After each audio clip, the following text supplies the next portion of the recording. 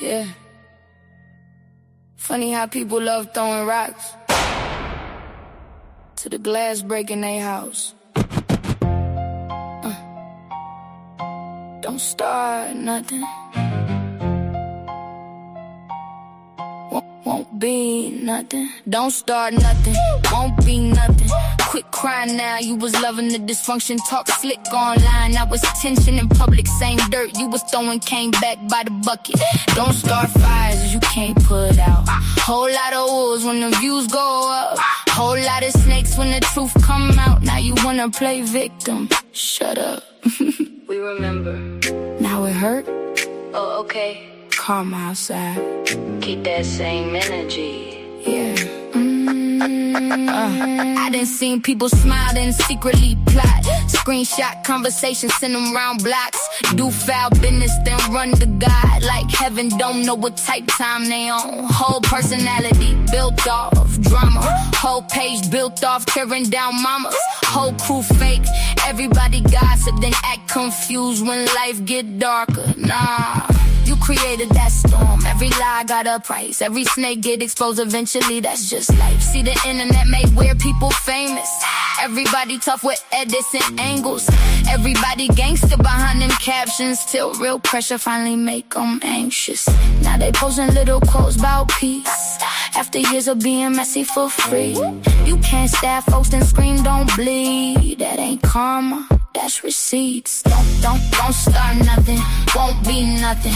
You was out here moving low and disgusting. Had the same energy turn disruptive. And your own people ain't even trusting. Don't throw dirt and hide your hands. Universe spin back, that's God's plan. You made beds in all that chaos. Now lay there and deal with that. Tiptoe. Now they ducking their comments. Funny how bullies get quiet when karma responding.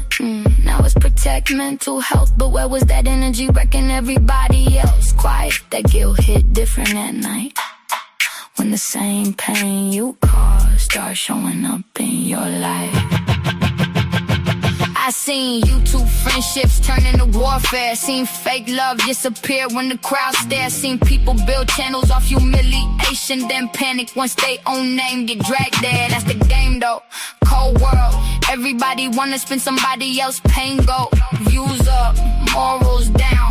Whole lot of lost souls wearing fake crowns. And I ain't perfect, but I learned one thing. If you keep sending hate out, the hate gon' ring. Back to your phone, back to your home, back to your spirit when you alone. That's why I move careful, watch who I feed. Some folks water drama like plants and weeds, then cry online. Why everybody against me? Girl, you been foul, people just finally seen it. Don't start nothing, won't be nothing. Quit acting shocked cause the truth got ugly. All that shady energy turned corrupted. Now the same smoke got your whole life flooded. Don't start wars and ask for grace. Can't move dirty, then outrun fate. Life got mirrors for every snake. And karma always know your face. Everybody tough when they hurting people. Different story when the hurt come home.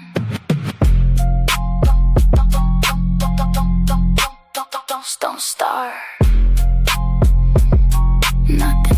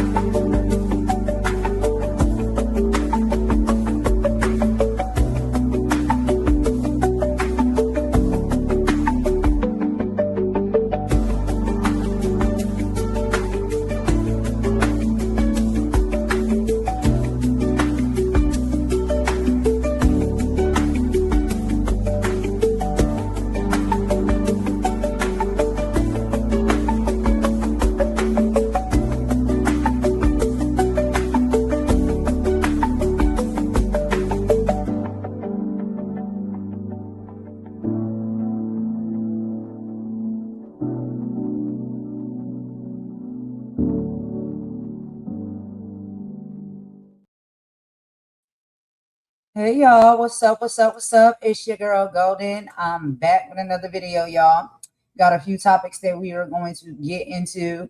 And basically, this is a redo from yesterday because I did attempt to do this live yesterday and there was some things going on with the computer shop. So I exited out and I said, I'm gonna just come back today and we'll finish it off. But we also had the lovely Imani back with me today, so that'll be even better. It's about 12:57 p.m. here Eastern Time in the Carolinas. It's nice and warm and sunny outside, and I am having a great day. I hope you guys are having a wonderful day in whatever respectful time zones you are in. Imani, girl, are you there? How you doing? Yeah, I'm good. I'm good. I'm back in the saddle. I'm good. I've been busy doing some other stuff, really admin and talking to some people. So yeah, but I'm good. How are you? Doing pretty good, girl. Like I said, when the sun is up and shining, I'm in such a good mood. So I'm in a good mood today. But yeah, we wanted to just come on and do some celebrity stuff today. Take a little small break away from the politics, even though we got a lot of more politics updates that we got to do. So we'll do those throughout the rest of the week. But yeah, we could just talk about some of the celebrity stuff today. I'm glad you've been getting some of your admin stuff done though, because that's really important. I had to get some of that stuff done as well. You know how it go, girl. But I'm gonna let you go ahead and start it off. We do our housekeeping, and then I'll go ahead and get into the topics we'll be talking about on the live. So I'll let you start your housekeeping, and I just got a few things to say on mine, not too much. No, I'm just really saying hi to those watching. I hope everybody's well. Is it Wednesday today? I can't Yeah, remember. Yeah, yeah. I'm losing track of days. Yeah, hope everybody's having a great Wednesday. It's been raining a bit here, but it's actually still very warm.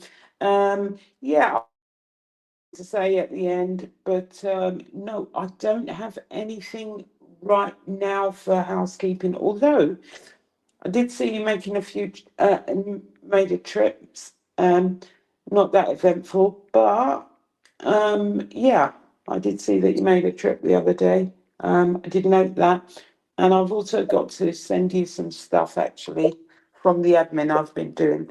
But yeah, apart from that, all is well. You crack me up. You said I see you made a few trips, child. Yeah.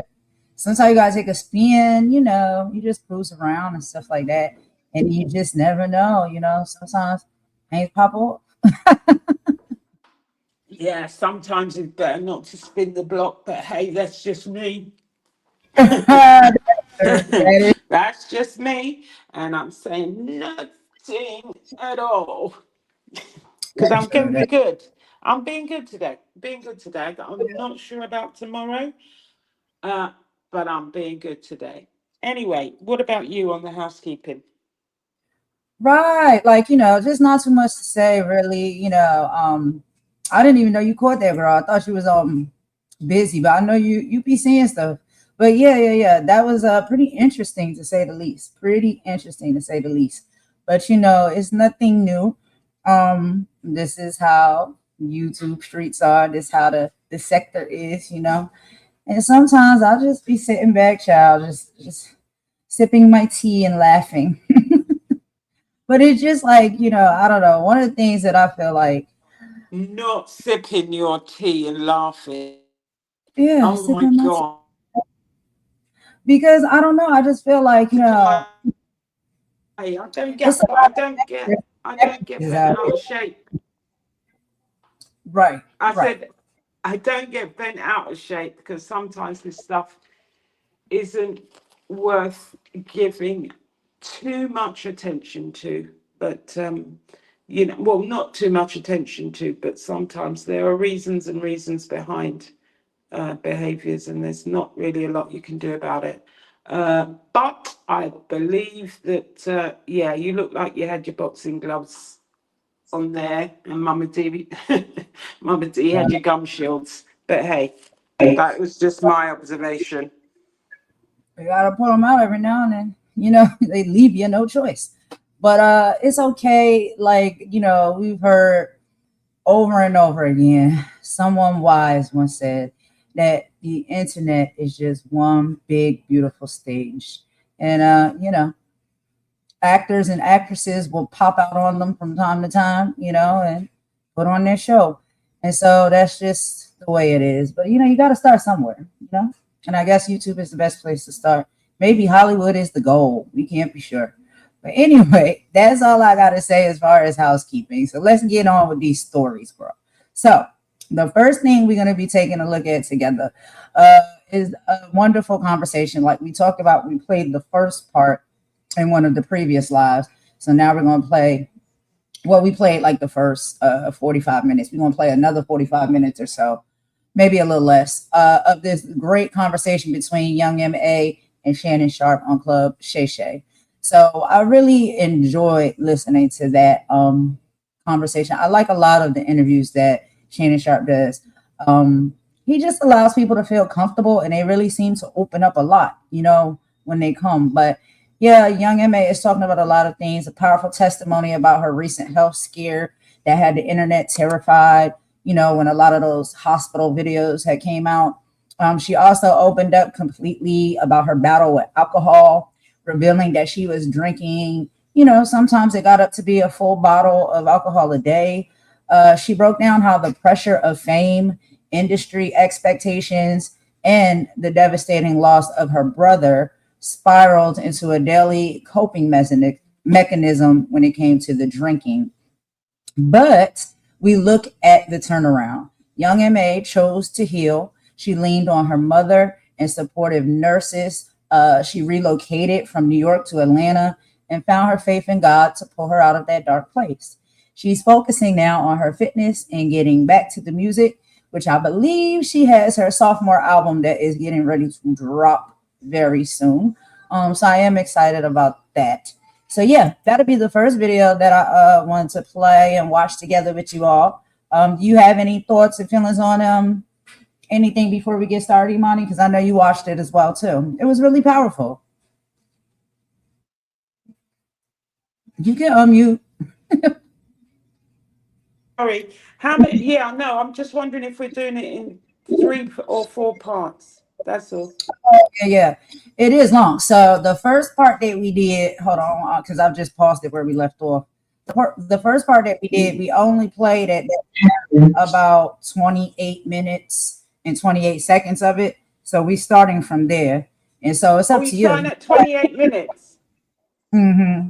Yeah. You're starting at 28 minutes and you're going to do about 45 minutes, yeah? Yeah, we can do about 45 minutes of it because I really want to like play this part out because this part is one of the most powerful parts, I think, of the interview. And I really want that to be like fully played and not cut off. You know what I mean? So we can do that. So you're starting at 28 minutes and you're going to do 40 minutes, yeah? 45 minutes, yeah? Or 40 minutes? We can do 45 and we'll just split it up. And do our commentary. 28 minutes and we'll do 45 minutes. Okay, cool. All right, let's get into it, child. Let me go ahead and get it up here on the screen. And then we'll listen. And then we'll come back with our first commentary. I love Young M. I really, really do. I think she is really cool. I just like her swag and her personality. Like, she reminds me of some of my cousins. But anyway, let's go ahead and get into it. Y'all got it pulled up here. Let me put up my banner.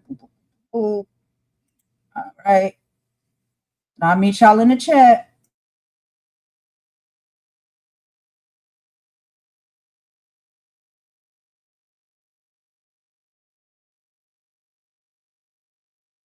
Yeah. We about to turn this shit up. I came with a different mindset. Right. Came in with the drinking. And then you know, another thing too, I wound up getting into business with a liquor brand. So that really I think that was definitely part of the reason why it really spiraled. Right. Because it became because music ain't as happening. So now I'm jumping into a liquor brand. And now that becomes the main attention for me. Yeah. You're from Brooklyn. Yeah. Give me some of your favorite memories of growing up in Brooklyn. Sheesh, man. You don't have any good memories of Brooklyn? Nah, there's a lot of good memories of Brooklyn. Sheesh, I was outside. I mean, being at the park, Lincoln Terrace Park with my cousins. You saw as a kid? Yeah. Yeah, as a kid, summer camp, the park, on the block, manhunt, red light, green light, corner store. I mean, like. So as a kid, what did you want to be? So when you grew up, as a kid, you're 8, Well, 9. I also lived in Virginia too. Really? Yes. Okay. I'm surprised you don't got that on there. Yeah, I lived in Virginia for a minute. I grew up a lot in Virginia. So what did you want to be when you were growing up? Be it in Brooklyn or Virginia, what did you want to be? What did you see for, I always wanted to be a rapper. Always. I was a tomboy though. Okay. I was playing football. Damn. Yeah. Yeah. I was the only girl on the football team. I got a picture too. Yeah. So cheerleading wasn't in it for you. Nah, hell no. Hell no. I didn't even think about. Listen, man. This is something that stemmed in me so young that I didn't even understand it. Right. You know what I mean? I thought it was weird. Right. So you always been one of the bros. Nah, for real. For real. Yes. Always.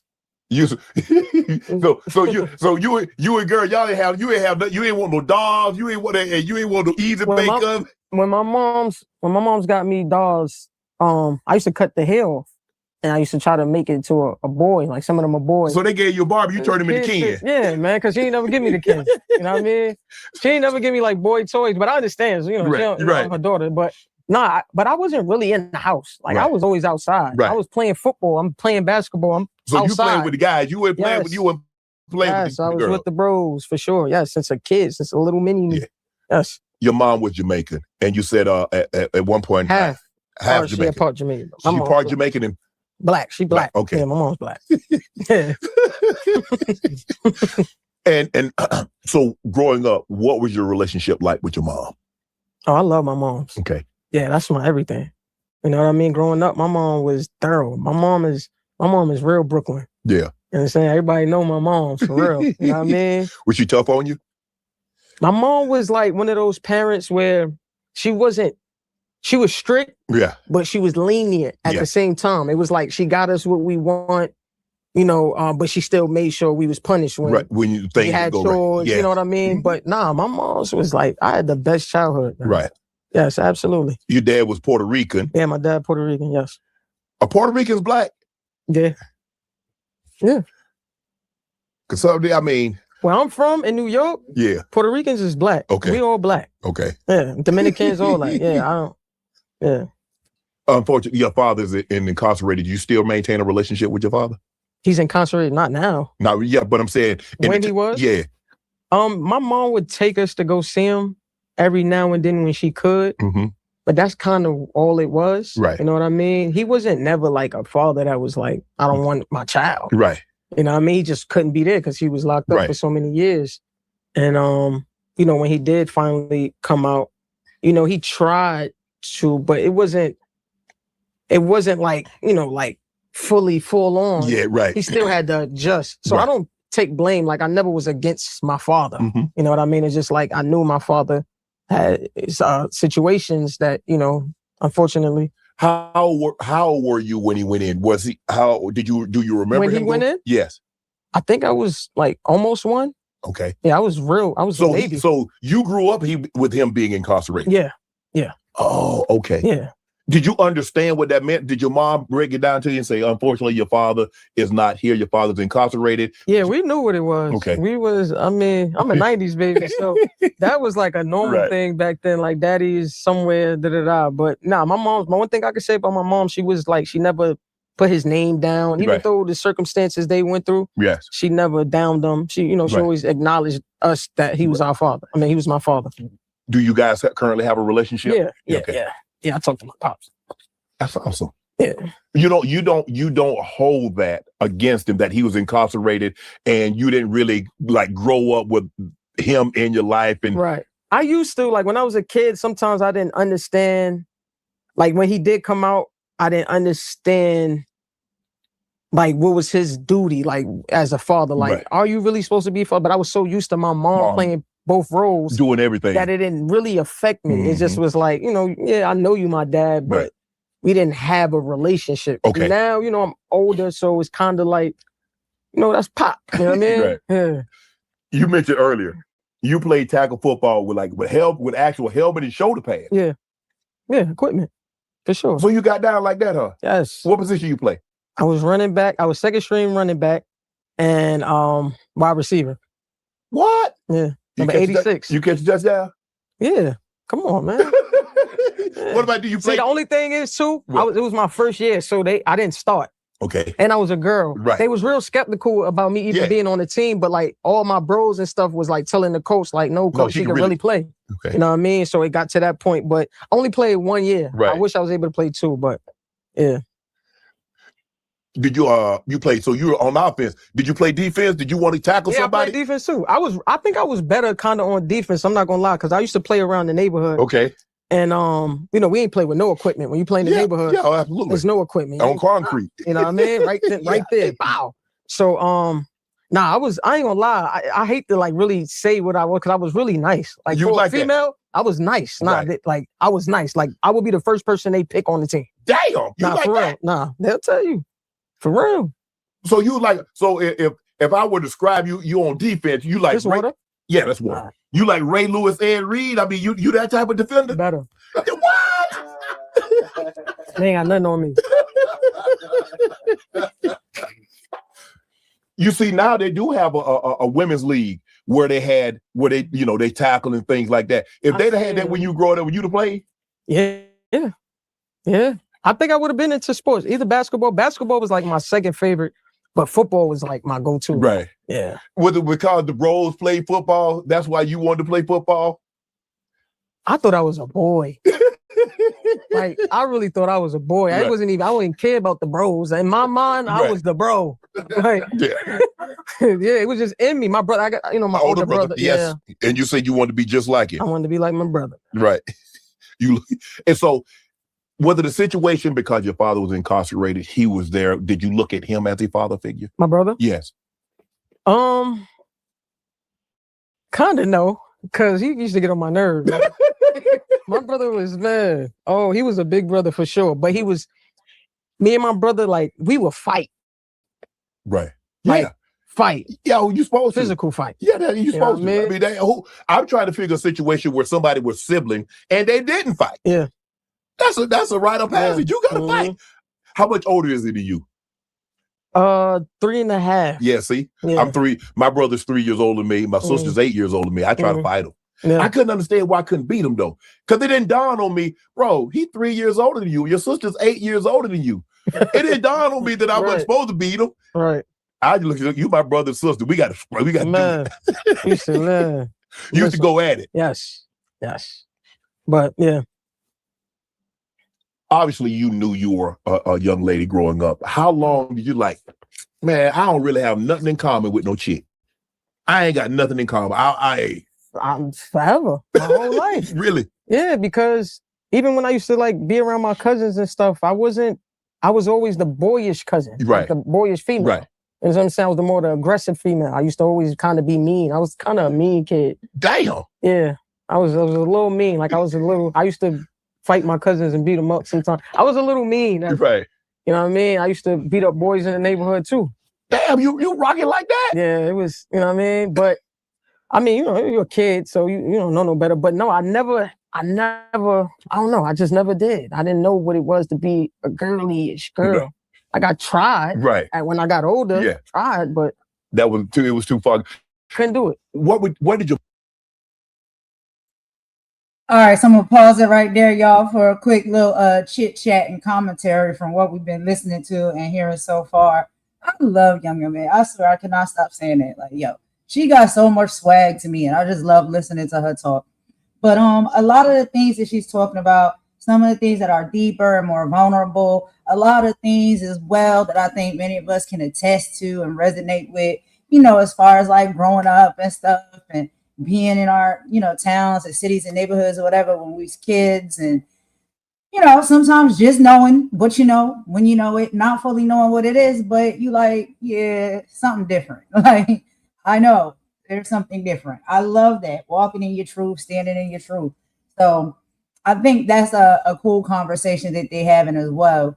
But I think most people know who Young MA is. If you don't, then I have like a little brief bio I can read through for y'all. But what's some of your thoughts and feelings, Imani, on what we heard so far from the interview? And also, if you want to double back into some of what we heard in the first part, you can talk about that too. No, on the first one, on Young MA, if you read the bio, then I'll give my talking points, because I think it's easier if people know who she is before I start talking about her, in case they don't know.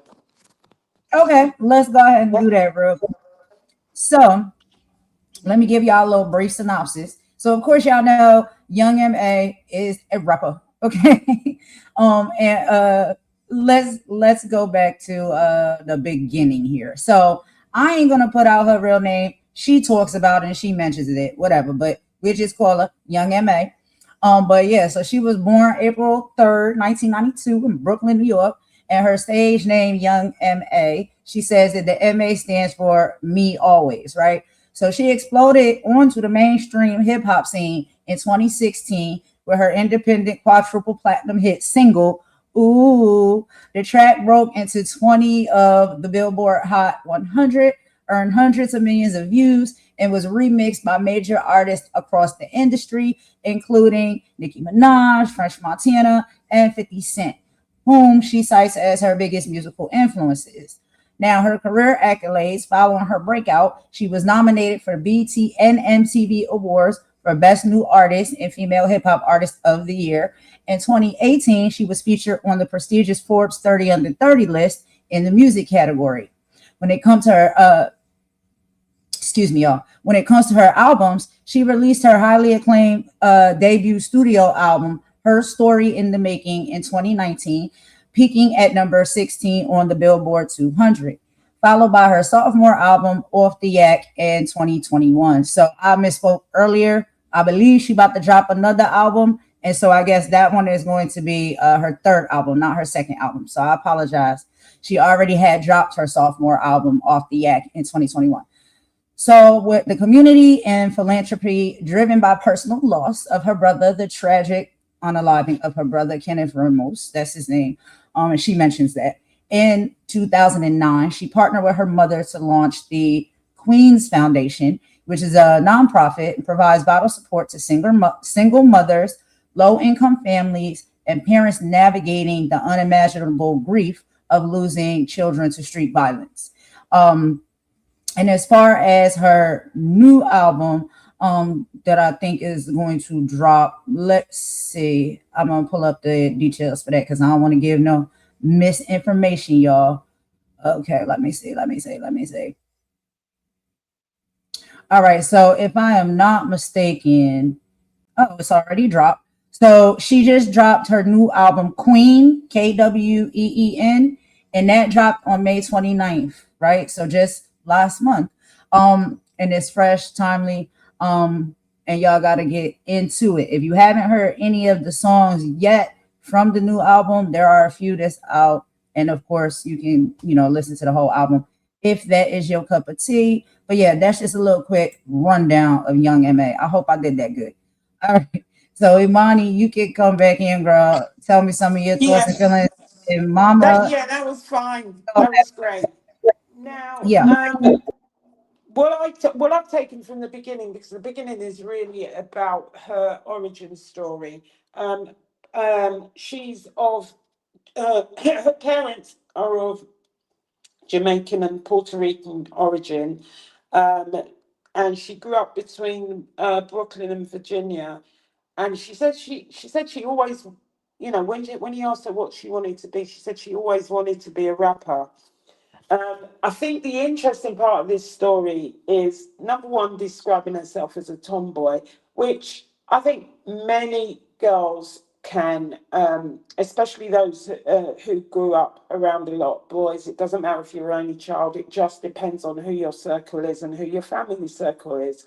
You know, a lot of girls when they're younger were described as tomboys, and she talked about being the only girl on the football team and that this was a phenomenon.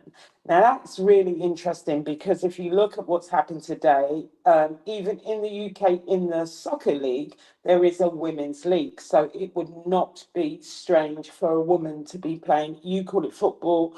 You call it football here. We call it football in the UK, but I think you guys describe it as soccer, and there are women's leagues now. And you've seen, even in the soccer leagues, the Women's World Cup. So what was, you know, unusual in the 90s is now just run of the mill these days. And she also said she felt more comfortable around boys and girls. And another thing that I found interesting, having dealt with a lot of children who have a parent who is incarcerated, she said that her father was incarcerated for most of her childhood. Now, the thing is, she said she was a 90s child and she knew, you know, they just knew where their father was and maybe went to see him. I'm not sure. She said her mother never talked badly about her father. But I know, and having worked with a lot of families who have had a parent incarcerated, do you know how many men have been on working away for about 20 years or on a holiday for about 20 years? I mean, it's really weird how, you know, a lot of kids grow up thinking that, you know, the mother, because they don't go and see them when they're incarcerated, because some of the parents don't like it. You know, either the parent who's incarcerated or the parent that is bringing up the child don't want the children to see them. But I know so many children, and it's really funny. It's funny, but it's not funny. But how many fathers or mothers have been working away from home or been on a holiday for about 15 years? I mean, it's unusual what you can tell a child. And then when the child grows up, they suddenly realize, oh, they were inside, because they get told the truth. But Right. but also, the other thing she talks about is her origins. I think, is it her mother who's Jamaican and her father is Puerto Rican? I can't remember which way it was around. Yes, that's correct. Yeah, so yeah, her mother was Jamaican and her father was Puerto Rican, and grew up in New York. Was it Brooklyn? Sorry, yeah, Brooklyn, yeah. Yeah, And Brooklyn. yeah, and her brother, who she will later talk more about, was an important role model for her growing up. I think, you know, she's yeah, she's a well uh, put together. Did she start talking about the alcohol stuff in this section? I've lost track of it. Yeah, so with the alcohol conversation, that was in the very beginning when she Mhm. started the conversation. That's the one we played in a previous live. I should have just Yeah. started it from the beginning again, but I didn't want to hold the people up too much. But No, that's fine. That's fine. She did talk about that because did she get some sort of sponsorship by an alcohol company or something? I can't yes, remember. Yeah, yeah, yeah. Yeah, and that's really all I've got for my kind of what I wanted to say. But I really like her actually. But yeah, yeah, and the transparency, um, of just being or getting to a place, right?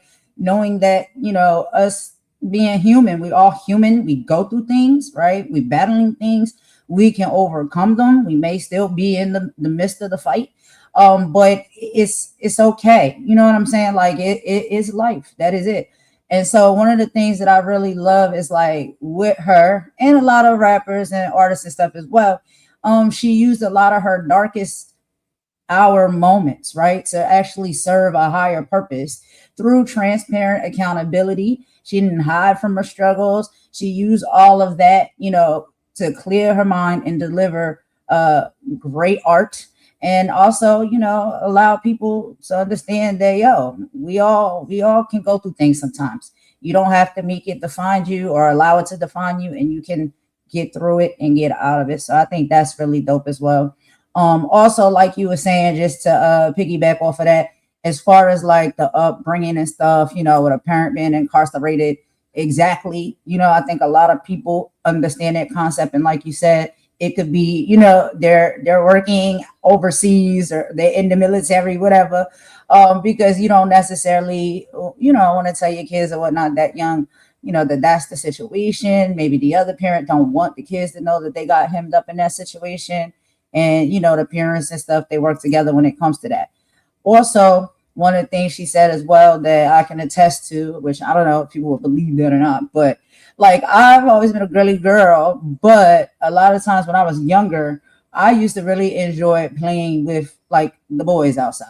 It would be all of us, it'd be the girls and the boys, but we would, race and ride bikes and, what I'm saying, play football and sports as well too. That was the fun thing to do. Playing with dolls and baby dolls and stuff like that is only so much fun. The boys is really outside having fun. So, and I think that's dope that she, embraced that very early on. Like she knew, like, yeah, I'm not a girl. I'm not a girly girl to say. Like I am a bro and I'm fine with that. And I don't know if you heard that part, but I love what she said, because he was like, did your mom, you know what I'm saying? Like, do you think she ever knew?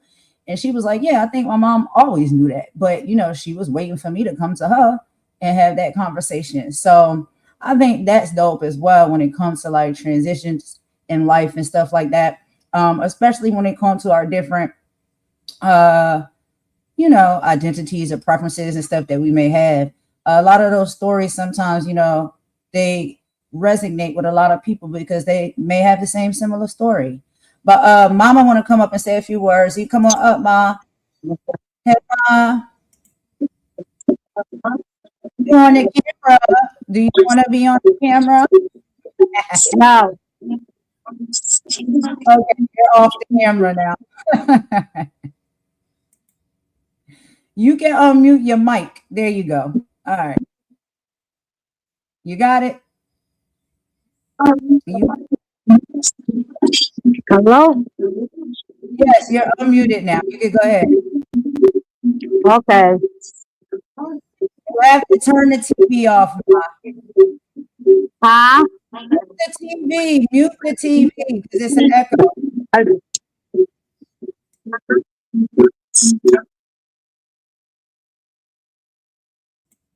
Child. You have to mute the TV, Mom, when you go onto the on your phone because it'll be an echo like that. Hold on, let me see. Try it now. Okay, is that better? No.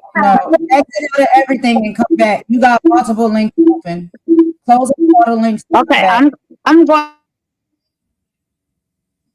All right, so she'll be back in just a minute. I'm trying to tell her how to do it on the cell phone.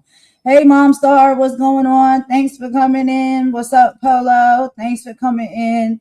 How y'all doing today? I hope everybody is doing well and enjoying some of the content and the chit chat here, y'all. But yeah, so we just playing a little bit of Young MA's interview with Shannon Sharp over on Club Shay Shay. And it's been pretty interesting so far. Let me see if the sound is working. All right, Ma, you good? Yeah, I'm good. Everybody else good? Yeah, let me just turn the volume down. Hold on. Okay, go ahead. Yeah, I just wanted to say hello to the chat. Also to say that it's lovely to see you ladies back together again. I know both of you got busy and you was a little under weather with the migraine yesterday. So it's nice to see you guys back together. And hello to the chat. Hello to Polo's Porch. Now, something you may not know is that I love rap music too. I love a lot of music, but I do like rap music. And Young MA is one of my favorite rappers. And after hearing her story, how she has recovered and got her life back on track, and she's just got a lovely disposition. I love her outlook on life, and I admire her a great deal. And that's what I basically wanted to say. I want to say God bless and everything to everyone and hope everyone's having a wonderful day. I'm not going to stay. I just wanted to come in and say hello and make a comment about Young M.A. because she's my favorite rapper. I know, Ma. You know how we was driving to Jersey, we listened to her songs on repeat. Yeah. Thank you, Mama Yeah, I love D. her music. Her favorite song she did was Ooh. That's my favorite. That's my favorite. Ooh. Oh, Yeah. That used to be my driving song and everything. I love that. yeah. Yeah. But I'm not going to hold y'all because I know y'all got a live to do. I just wanted to come in and say hello to the chat and those in the bushes and tell you how much I love you ladies and to have a great live. And I'm glad to see y'all together today. Yeah. Hey, thank you, Ma. Mama D. Hey, don't sleep on Mama D. She got that swagger. Child, she be knowing more of the lyrics than I know sometimes. I'm telling her, I'll be like, how you know that song? She be like, I listen to the rap music, child. I said, okay. Anyway, y'all, let's get back into some of the interview before we do too much chit-chatting, and then we'll cut in about 10 more minutes and come back and talk. All right, y'all, here we go. Mom say, because did your mom know early on that, you know what? She different. I don't really see anything that makes me think that she wants to be a young lady. Right. The way, because like you said, you played tackle football, which really wasn't common. You probably hanging out with the guys, and you're like, well, why don't you go hang out? Why don't you hang out with Susan and Jasmine? And you're like, I don't want to hang out with them. My mom ain't never do that. She didn't. My mom never even tried to control my preference in anything. I never told her, what I prefer to date, be with, for a long time because I was scared. I didn't understand. But don't you think she knew? I think my mom knew. I think my mom knew. I think my mom just was waiting for me to tell her. Yeah. You said your brother was grew up being a father figure, and it said you date the same type of women your older brother. You looked at him like, I'm trying to think. Yeah, I ain't gonna lie. My brother was wild, man. He was with. Sometimes he was more outside of you. Man, my brother was with anything, man. If I could tell him today, I'd be like, you had some dirt, bro. You had some dirt, man. Word. So, but yeah, man. Nah, me and my brother, we do not got the same taste. Yeah. I wish he was here for me to tell him that, man. Yeah, nah. So how do you? Unfortunately, your brother was stabbed to death by a former friend. Yeah. How did that change you? Because you say you guys were, even though you fought as youngsters, you guys were close. Because that's what you don't realize it. Right. Me and my brother fought, but he wouldn't let nobody else do nothing to me. Right. Not talk sideways to me, and you definitely wasn't gonna bully me. Right. Not when he was around. And if you did something when he wasn't around, I'm telling. I fought somebody for my brother. You fought? I fought this girl. I'm gonna tell you the story real quick. We was at the basketball court. Okay. And I don't know if she liked him. She probably had a crush on him. Right. Or whatever. Mind you, she's the same age as me. Okay. So he's noticing her kind of like, I guess she was, how girls bother you, but they like you? Right. So it was kind of in that sense. And I'm just, I'm bouncing the ball and I'm hearing what's going on behind me. It's a few of us. It's like a good 10 kids. Okay. We just outside in the neighborhood. So I hear her and it's like she's saying little stuff, but she keep coming at him with it. And he like, yo, hey girl, leave me alone before I get my sister on you. Leave me alone before I get my sister on you. So I'm hearing it. Yeah. But see, like I'm calm. I'm not like a rowdy when I was fighting. Like I would calmly beat you up. You know what I mean? So it was like I'm playing the basketball, but I'm here, but I'm just observing. Right. Because I already know I'm gonna have to. Right. So that's already in my mind. Right. So I'm just bouncing the ball. I'm just waiting for my time. That's it. I'm shooting the ball. And then she just kept doing. Like 5 minutes later, he like, yo. He say my name. Come handle my light work. I just dropped the ball, walk up, I just push her. Back then it was a push first to see what you gonna do. Touch your energy. Push. You know what I mean? She fake pushed me back. And that was it. Rocked her.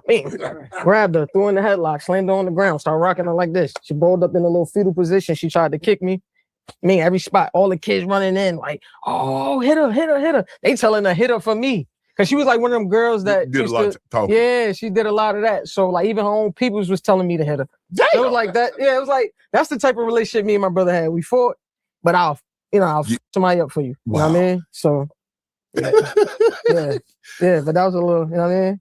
And so did you have any more contact with that? You had no more problem with her. He didn't have any more problems than you did. Yeah, it was over for her. I remember she tried to come to the bus stop and like I guess she had a black eye. So she tried to come to the bus stop and you know what I mean? Like fake kind of act like she was still tough, but I just ain't paying no mind. You know what I mean? Cause I'm like, you want some more of this? I got some. Like, I got some if you want it. Yeah, man. But that, that was kids, man.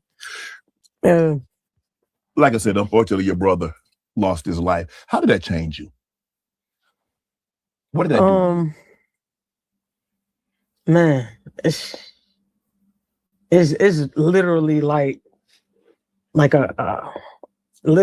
a separation of innocence to real life. Yeah. Like that very moment when I heard those words, like my whole outlook, spirit, everything just felt life all at once. Like I really knew what life was at that very moment. Like, nah, this is real. Yes. Like that little innocent girl who thought life was, and see my brother forever, fun and games, everybody. I never felt that before. Like, like my mom, we lost like my grandmother husband, which was like a grandpa to me. You know what I'm saying? Like we lost somebody like that. And of course that bothered me as a kid. But I'm 17 at this time. Wow. So I'm aware of what life, you know what I mean? Understand what's going on. Understand what's going on. So it was just like what you for, like y'all for real? Like this real. Was it at night? Was it during the day? No, it was, so when it happened, it was wee hours. It was at the party or something. Yeah. But when I found out, it's crazy because that night was so strange for me. And I remember I was with my father. I was going to the Bronx. And that's where he was staying at the time. We was going to the Bronx. And I remember for some reason that night felt so, I don't know, like fake. That particular night, it felt so fake. Me and him driving. And I remember the Jay-Z song playing. And live forever, forever, forever young. That song that Jay-Z, I think he resampled it or remade it. And I remember that song playing. This before I even found out anything. And I was so into that song. Right. At that moment. I never was. But for some reason that night, it just felt so, I don't know. And we get back to the crib and I remember my pops let me sleep in his room. He slept on the couch. And I remember I'm asleep. My sleep was off. Around the same time the situation must have been happening. It was like wee hours of the night. And I remember my father's phone kept going off because his phone was in the room. And I kept hearing it vibrate. And I seen it and I see the name and I see my mother calling. So in my mind, I'm like, why is she calling wee hours of the morning? Right. And I'm not paying it no mind. So go back to sleep. And I was still hearing it, but I just went back into a sleep. Got up the next morning. He like, yo, my pop's coming. He like kind of wake me up. He like, yeah, your mother just left a message on my phone saying, hurry up and, just come back to the house. Right. And they don't really want to give the bad news over the phone. Correct. So they like just come to the house. They said something with your brother. So at that time, you don't know anything. You just something going on with your brother. I knew. You just feel. I knew, yes. That very moment when he said that, I knew because my great grandmother called me like not too long after he said that. She called and was like, she was so emotional. Then she was throwing me off too because she was like, your uncle. Then she was like, no, your brother. She was in confusion. You know what I'm saying? Right. And my great grandmother don't do that. You know what I mean? Like my great grandmother don't call me like with that energy. Like that's how I knew it's real. He ain't just hurt. Right. So she like, come back to the house. Just come back. I already knew what's up. So the whole time we in the car, that same feeling. Now it's daytime though. But your father doesn't know anything either. He just coming back. Something's going on with his son. He's taking me back to Brooklyn. Okay. Taking me back to Brooklyn to my grandmother's house, my mother's house, where I was staying. And we get in there. My mom and my grandmother's gone. He died in PA, Pennsylvania. Okay. They already left to for that. You know what I mean? My great grandmother is at the house with my little sister at the time. Okay. You know what I mean? And I come inside and she's coming out the room and she's like, come in here. Come in the kitchen.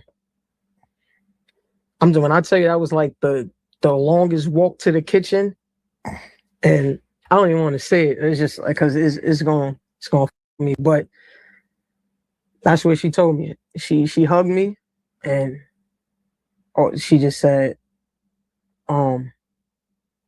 he's gone. And I don't even know. You don't really a whole lot after that, huh? I was just angry. I just went in the room. I remember going in the room and I punched the wall once, but I wanted to break the wall. So I kept punching it. And what stopped me is my little sister had came in the room and, was seeing me, and my great grandmother went to go grab her. And that's what made me kind of stop, because my little sister, man, she's so innocent because she's little at the time. Right. She's a baby, damn near. And she's like, Katora, I want to get on the computer. I'm like, get out of my face. Like I tweaked out on her. And I just went and sat on top of the step and I called my cousin. That was the first, because I couldn't call my mother. My mother wasn't picking up. Right. It was in the midst of that. And I called my cousin, and I know she's like a sibling to me. I called her and basically told her the news, and she didn't live too far from me, so I knew, like, at that situation I couldn't stay where I was at, like at my house. I couldn't stay there. I had to go somewhere with somebody that I knew would understand, what I'm going through. I called her, and then I told her, I said, I'm about to hop in the cab and come to your house, and that's what I did at that house. And I remember, like, that whole day, I still ain't talked to my mom for that whole day. Damn. Yeah, I didn't even know what to talk to my mom about. You know what I mean? I was too in my zone, and I knew she was in her zone. And it was like, if we talk, we gonna explode. Down. You know what I mean? So I went to my cousin's house, and it was just so strange. Like, even I couldn't sleep. My dreams was like super vivid, but like I wasn't asleep, but I was. I don't know how to explain it. It was for a good couple weeks, because I had just started school. I had just started my senior year. My brother died September 26th. I just started school September. My senior year. Just started school. And when it happened, I had to be out of school for that whole October, for the whole month. And I went back to school. Everything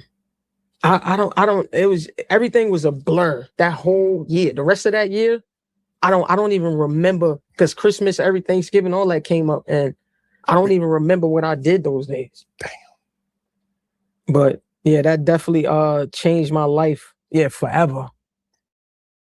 I don't even remember the innocence of my life anymore since that day. Do you remember the young man that took his life?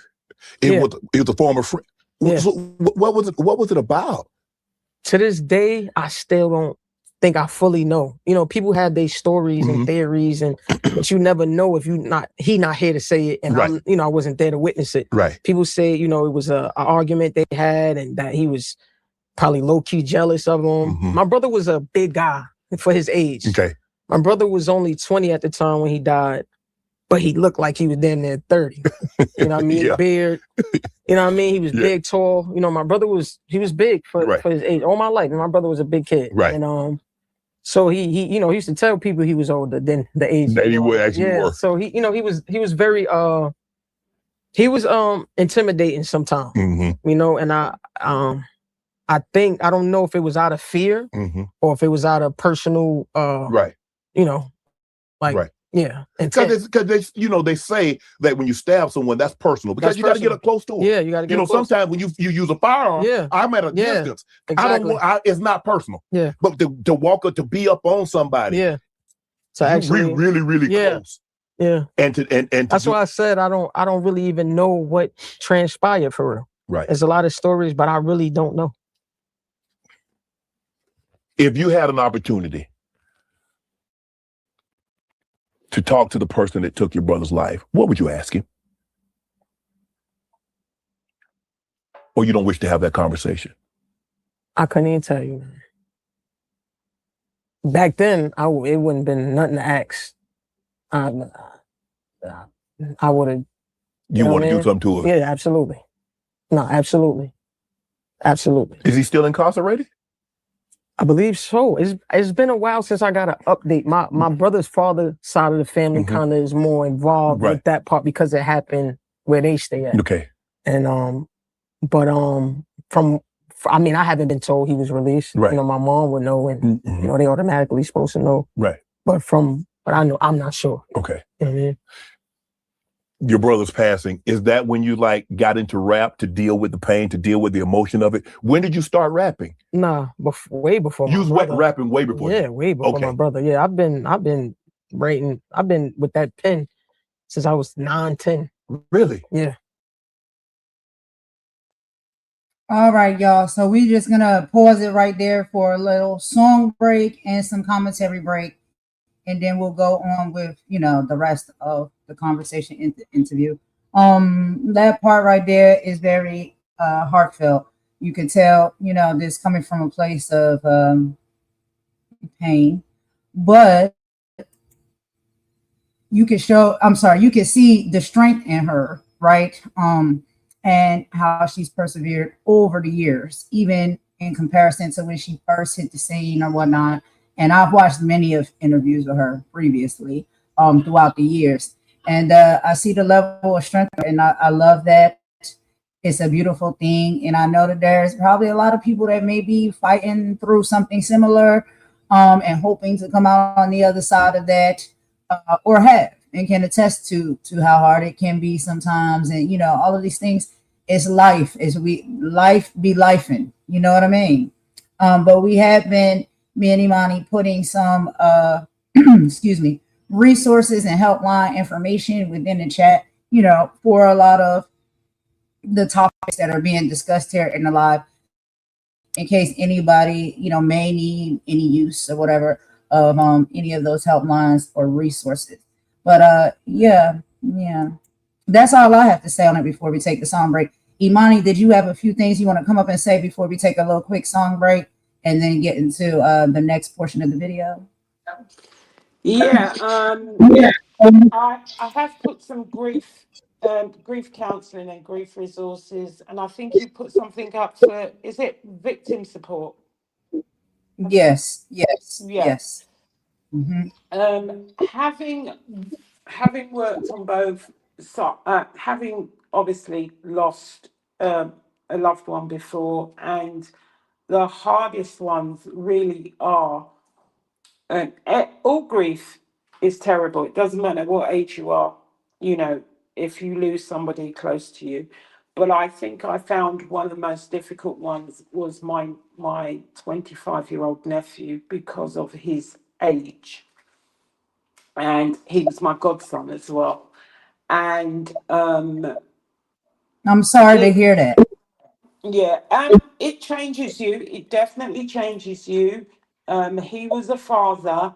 He died needlessly. But one thing I will say, and this is one thing I'll share with you, my nephew was actually moving house just not that long before he died. And he hadn't stayed with me for years. And he was in between apartments. And he said he had to move out of one place, and he had a 2 week or a 3 week gap. It was a 3 week gap in between. And literally, I hadn't seen him for a few months. So I said to him, just come and stay. And he came and he stayed with me. This is why I said, God moves in mysterious ways, because we hadn't had a sit down and a chat for a very long time. He came and stayed with me. We talked about a lot of stuff. It was obviously my godson. He had a son, and he was talking about becoming a parent and how he began to understand, what a lot of the stuff that we used to nag him about. And before he left to go to the other flat, or the other apartment, I actually said, "You can stay longer if you want to." So he said no, and hugged him. And 3 weeks later, he passed away. And how he passed away is another story, and it's something we might cover in one of our lives. But what I would say Yeah. was, even though I was sad, I felt glad that I'd actually had that 3 weeks out of the blue with him that I would not probably have thought I would have spent with him in that time. And he passed away probably about 3 weeks after my brother passed away. It was in the same year. But that aside, grief is something that can change you. And depending on, and having worked with people who have had family members who are victims of violent crime, even people who have perpetrated violent crime, it is one of the hardest things it's difficult to regulate your emotions around it, because they do go from sorrow to anger, and you do have vivid memories. She says she has vivid memories of the night her brother died, and that the tragedy permanently changed her outlook on life. I also thought it was really nice for her to know. I mean, she was only 17 when her brother died, which is very young. And I dealt with another young man whose brother was the same age as a young MA's brother when he was shot, and his younger brother was 16, and he was just about to do his exams at school, and he failed every single one of them because it happened just before he was due to take his exams. But and he ended up following in the footsteps of his brother, who was a street guy, and he wasn't. He was like an A student, and so when she says she never fully recovered her sense of innocence afterwards, this is true, particularly when it comes to unalivings by violent means. It devastates family. And also, on the other side, even though there are perpetrators of crime, it devastates the family of the perpetrator, particularly if they get incarcerated for many years. So it's not an easy road for anyone. And the fact that he was a former friend as well, it was his friend that unalived him. It explains a lot of the anger, the grief. She was close to her brother. She grew up with her brother. They were really close. But yeah, that part was very emotional. I absolutely agree with everything you're saying. And I just want to say, I'm sorry for your losses that you have experienced, and so many of us out here may have similar stories, or, know someone who has a similar story. Um, and been through that experience. And just like you said, I really agree that um everybody's life in that situation is changed forever, and the family members, the friends, anybody attached or around it all. You're forever changed when something like that happens. And people will gravitate and navigate in whatever directions that they see fit at the time. They find whatever coping mechanism that seems to work for them, to be able to get through that, whatever it may be. Some of them not on the, I don't know, maybe the healthier choice side. Some people turn to God and religion and spirituality and things like that. So there's all different, ways that you can, be changed and affected by those type of things. And so I just think it was beautiful that, and like Polo was saying, she has always been very transparent about that from when she even first hit the scene. And I've watched many and many of her interviews before. And I can see the level of strength that she holds now, as far as even just when she's asked that question, just the way she responds now. I can see in her that, some self-work has been done, some spirituality has entered the mix for her, a new level of like stability and coping mechanisms have definitely entered into her life. And that's a blessing. And I love to see it every time it happens for someone, because that is the goal.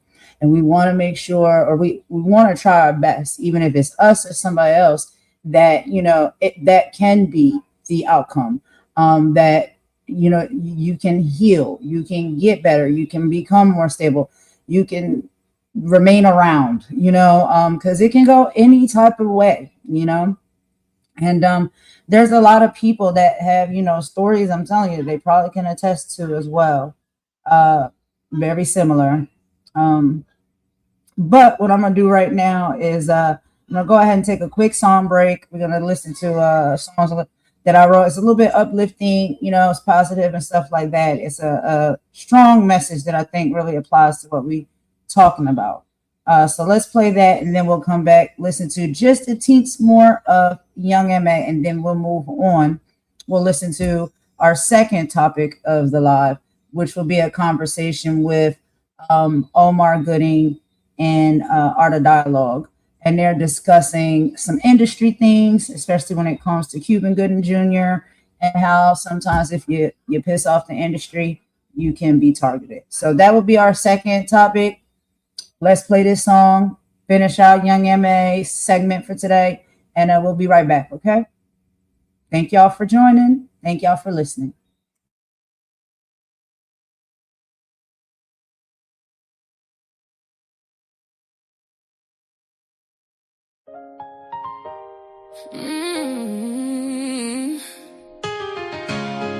Soon got people forgetting folks in you. That part. Every laugh ain't harmless. Every post ain't just jokes. Some people smiling online, crying in real life. Enough is enough. Enough is enough. Why you tearing people down for fun? Why?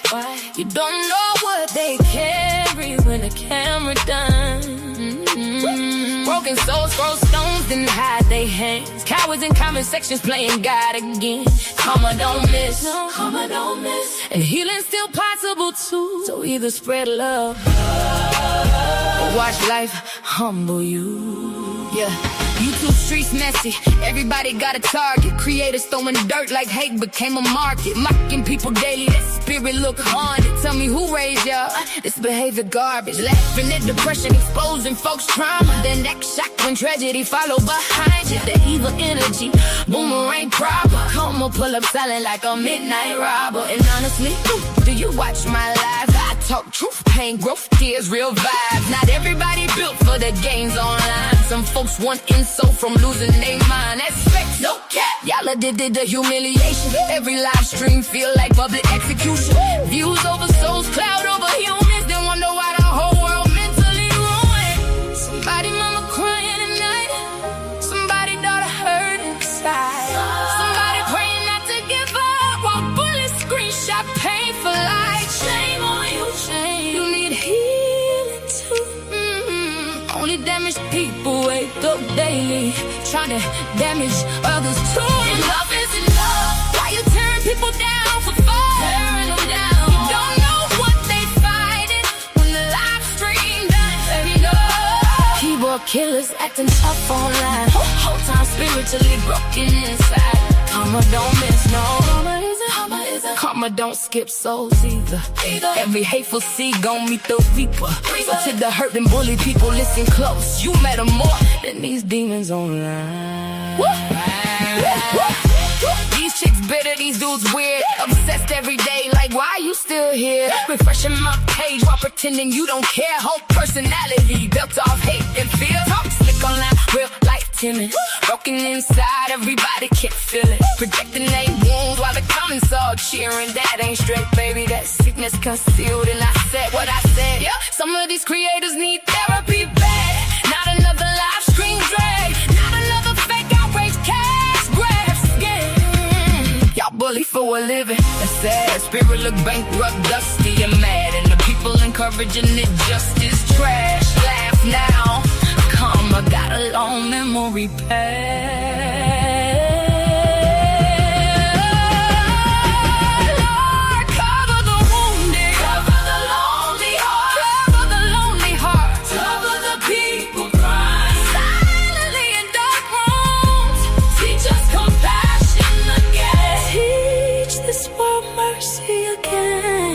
because words cut deep. So deep. And some people never recover. To everybody bullied online, you are not weak because you hurt. You are not crazy because you feel pain. And don't let these empty souls convince you your life got no value. The loudest bullies usually fighting demons they never healed from. That ain't an excuse, but it's the truth. And to the bullies, get help, seriously. This obsession will tear his strangers apart every day. That ain't normal. Enough is enough. We need love more than ever now. More than ever. Too many souls out here barely hanging on somehow. No more glorifying painful views. No more clowning her forever new. No more mob attacks for entertainment. That darkness got consequences too. Karma don't miss. Karma don't miss. And healing still possible too. So either spread love or watch life humble you.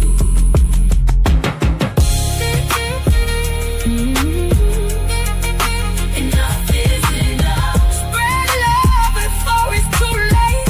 Yeah, before it's too late.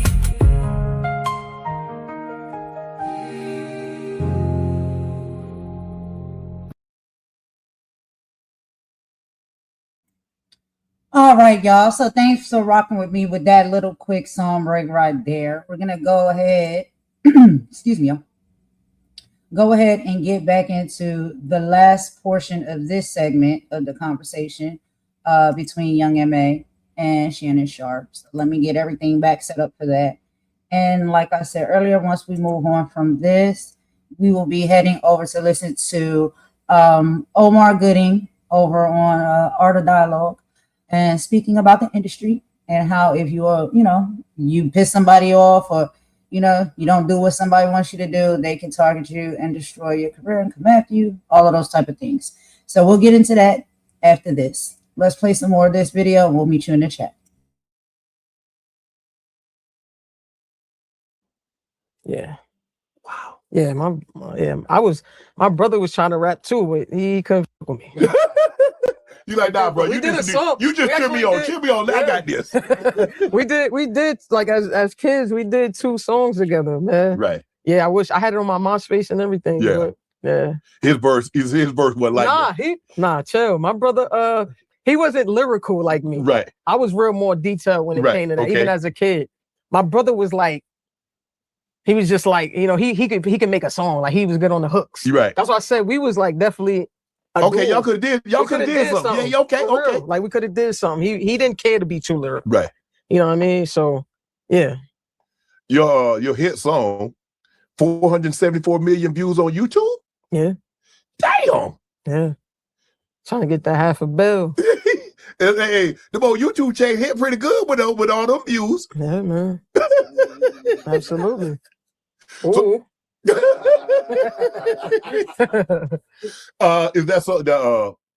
that the reason why you never signed with a label? Because you saw, like, hold on, I don't need to sign with no label. Y'all taking half my money, taking all this. I can just do this on my own and keep all my bread. I wasn't like against the labels. It wasn't never like against it or like for that matter. I just wanted to see what would they do after the song. Ooh. Mm-hmm. Okay. You know what I'm saying? Yeah. Because that's easy. Right. It's already, the train is already going. Yeah. But I need to know what's the follow-up for me. Where's the power of the machine gonna be after the song. Right. And so go ahead. Yeah. So once I wasn't delivered that, then I said, I gotta do this on my own then. Right. That was it. And you were okay with that? Yeah.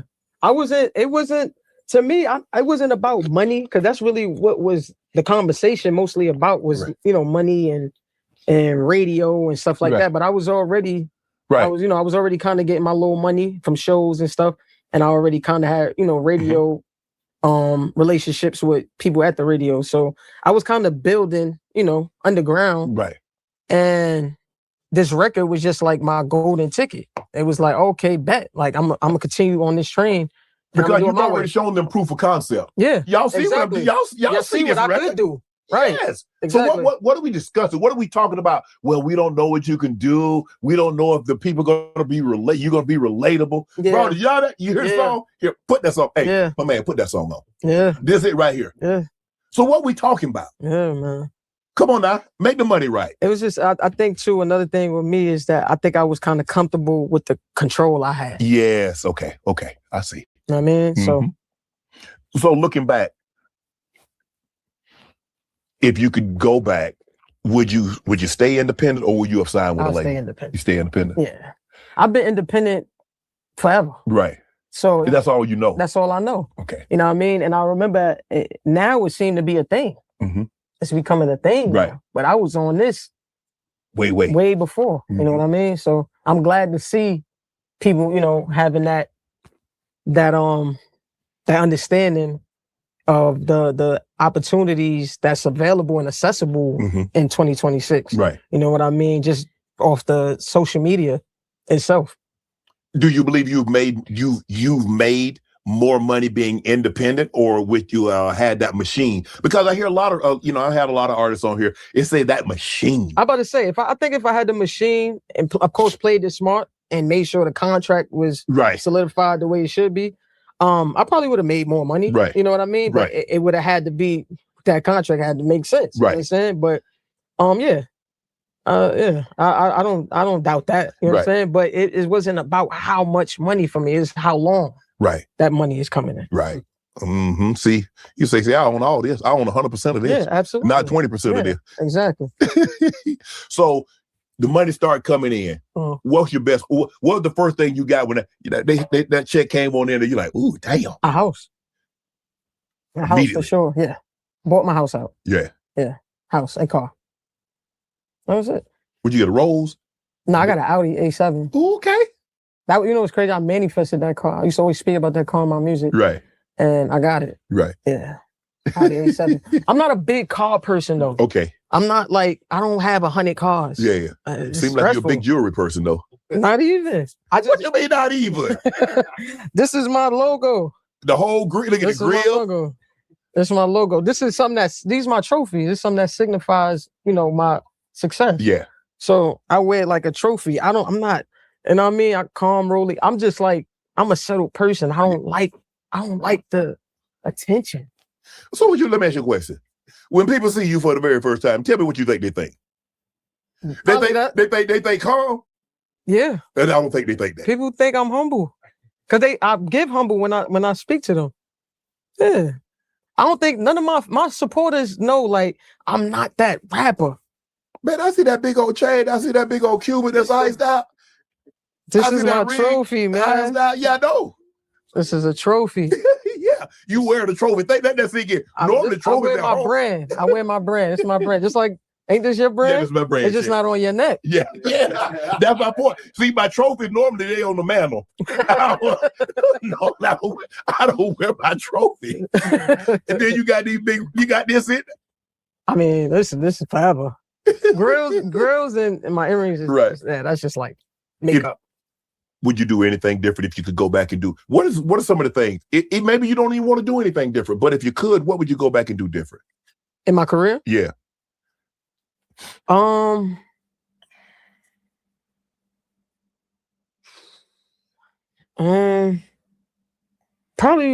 Probably slow down on the drinking. Uh-huh. Yeah, I think the drinking became a lifestyle because Henny was so attached to my name because that's how I came out. Right. Talking about Hennessy. Right. You know what I mean? I kind of influenced that vibe. Did they break bread with you? No. That's why I regret it. So you gave them a lot of free advertising. Man, I did, for sure. And we made that initiative to, set something up, but it never materialized. Nah. It's kind of hard. And this is what I learned about the business. It's kind of hard to do something for, let's just say you want to promote a soft drink or you want to promote a car. It's kind of hard to get them after you've already gotten the millions of clicks and views because it's like, well, you did it for free. Why would we pay you? Right. Exactly. And that's how they think. Yeah. And that's understandable. Yes. And so that's what I tell people. Why would you do something for free when someone to pay you for it? Exactly. That's how they think. Right. That's why I was just like, I had to take that on the chin. There's nothing I could do about that. You know what I mean? But you have advertised Google Pixel, Beats, by Dre, Pandora, Adidas, Fashion Nova. What do you learn most? Like doing deals now, in the space that you're in. What do you learn about advertising and marketing yourself? I learned a lot with marketing. Just knowing how, even with controversy, knowing how to promote, and also like with me, like I still had this innocence that I still have to protect. Like I don't be all sloppy. Like it's deals that came to me about weed packs and stuff like that. You know, I don't smoke weed often, so I'm not gonna just jump at any brand that don't signifies what I really do. Right. You know what I'm saying? Yes. So you like to promote products that you actually use. Right. Because then it's easy. Right. You don't feel like I don't really need a whole script. Because I can't fake it. Like I can't fake it. Right. You know what I mean? So yeah. 50 Cent did a remix of Ooey. He is the official remix. He didn't do the remix. He is the remix. Yeah. It's a lot of remixes, but that is the only official remix. Everything else was just people just decided to do. Right. Yeah. You like, hold on, I'm gonna need that check though. What, 50? No, not for 50. I'm sure 50 broke y'all. I mean, I'm talking about everybody else that keep doing it. It was crazy because everybody did it. It was a big viral thing. It was a lot of big artists that did it. Nicki Minaj did one. I think even Meek Mill in The Game, when they was beefing, he was using my beat to go back at each other. I'm like, wow, this is crazy. You Beyonce did a birthday post to your she song. Did a birthday post. And let you off you. Yeah. Damn. Yeah. That was big. So when you got the call, when her people reached out and said, hey, X, Y, and Z, we'd like for you. So what were you thinking? I mean, at that time, everything was coming my way. So it was definitely like, like, oh, okay, we going, like this is big. Like, but it's crazy because at that time when I did go to open, everything was a rush because I had another show right after. So I didn't even have time to linger around and even get to meet her. Damn. I met Jay-Z though. Right. I met hey, Ho, what's up? Let's talk to you, girl, right quick. Later. Yeah, I met Ho. So that's a blessing in itself. Absolutely. Yeah. Damn, you like, I ain't even get a chance. I ain't get a chance to holler. I didn't even get to meet Beyonce, man. Hold on, Kalani. You shot your shot? Nah. He said, I like them tatted. Me too, though. You know what I'm saying? Hey, Kalani. Everybody think that was like me trying to shoot my shot. No, I'm just a witty rapper. Right. You know what I mean? I throw little bars in there. Right. And, the first person I thought of that's a female that's super tatted was Kalani, and it went with the punchline. So, I never shot my shot. All right, y'all. We'll stop it right there. We'll do some quick commentary, and then we'll move on to the next topic, y'all. I just want to say that last part. I shoot my shot at Kehlani. I love me some Kehlani. But anyway, such a great conversation. I wanted to, give a shout out to Shannon Sharp.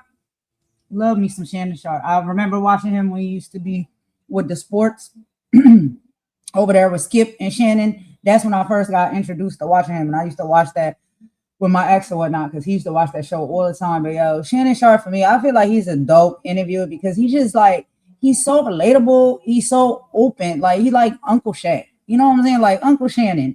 You could just come, sit down, break bread with him, have a sip, whether it's water, alcohol, whatever it is, and just have an open conversation. And he gets you, but then he's also so professional. So he really does his research. So when you come, like, a lot of people be so surprised because they're like, yo, you know this, you know that.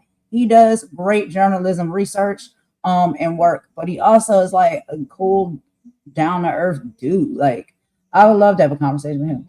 I don't have nothing interesting enough to talk to him about. But anyway, the interview, I think, was superb, and most of them are.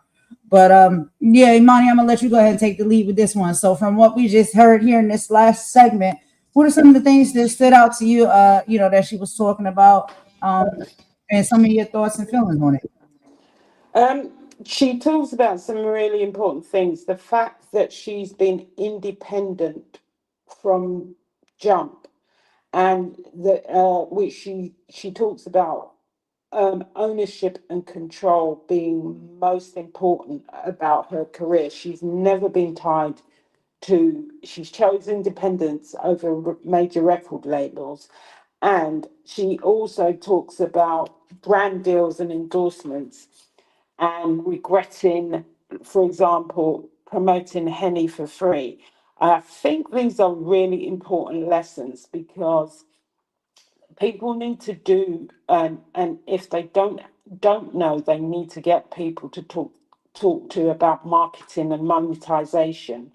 The fact that she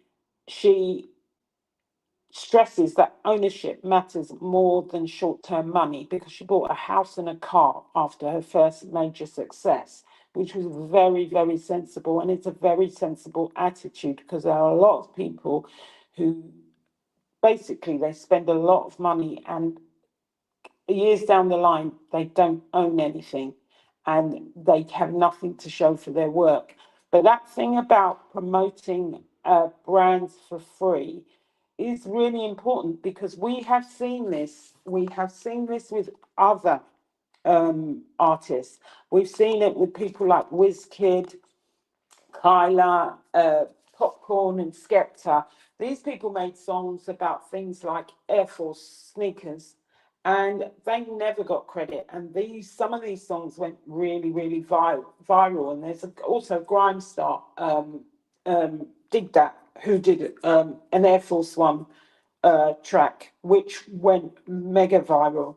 So it's very important to understand that you are giving free promotion and you're not getting paid for it. And they don't, they're actually writing these songs and they are promoting these brands and not getting paid for it. So what she says there about promoting Henny for free is really extremely important, that when people do these tracks, they need to have people that can talk to the companies, talk to these brands and say, look, I think this song is going to go viral. You're going to get a lot of sales on the back of it because of this track. And apart from the people I've mentioned, there's many others who've given free promos to a lot of major big brands and received nothing for it. But I think one of her key messages about ownership being important, being independent, being important. And, it's a great conversation, and also talking about her writing and rapping starting when she was a child. I thought it was a really, really good, it's a great interview. It is. She built her career on her own terms, which is really important.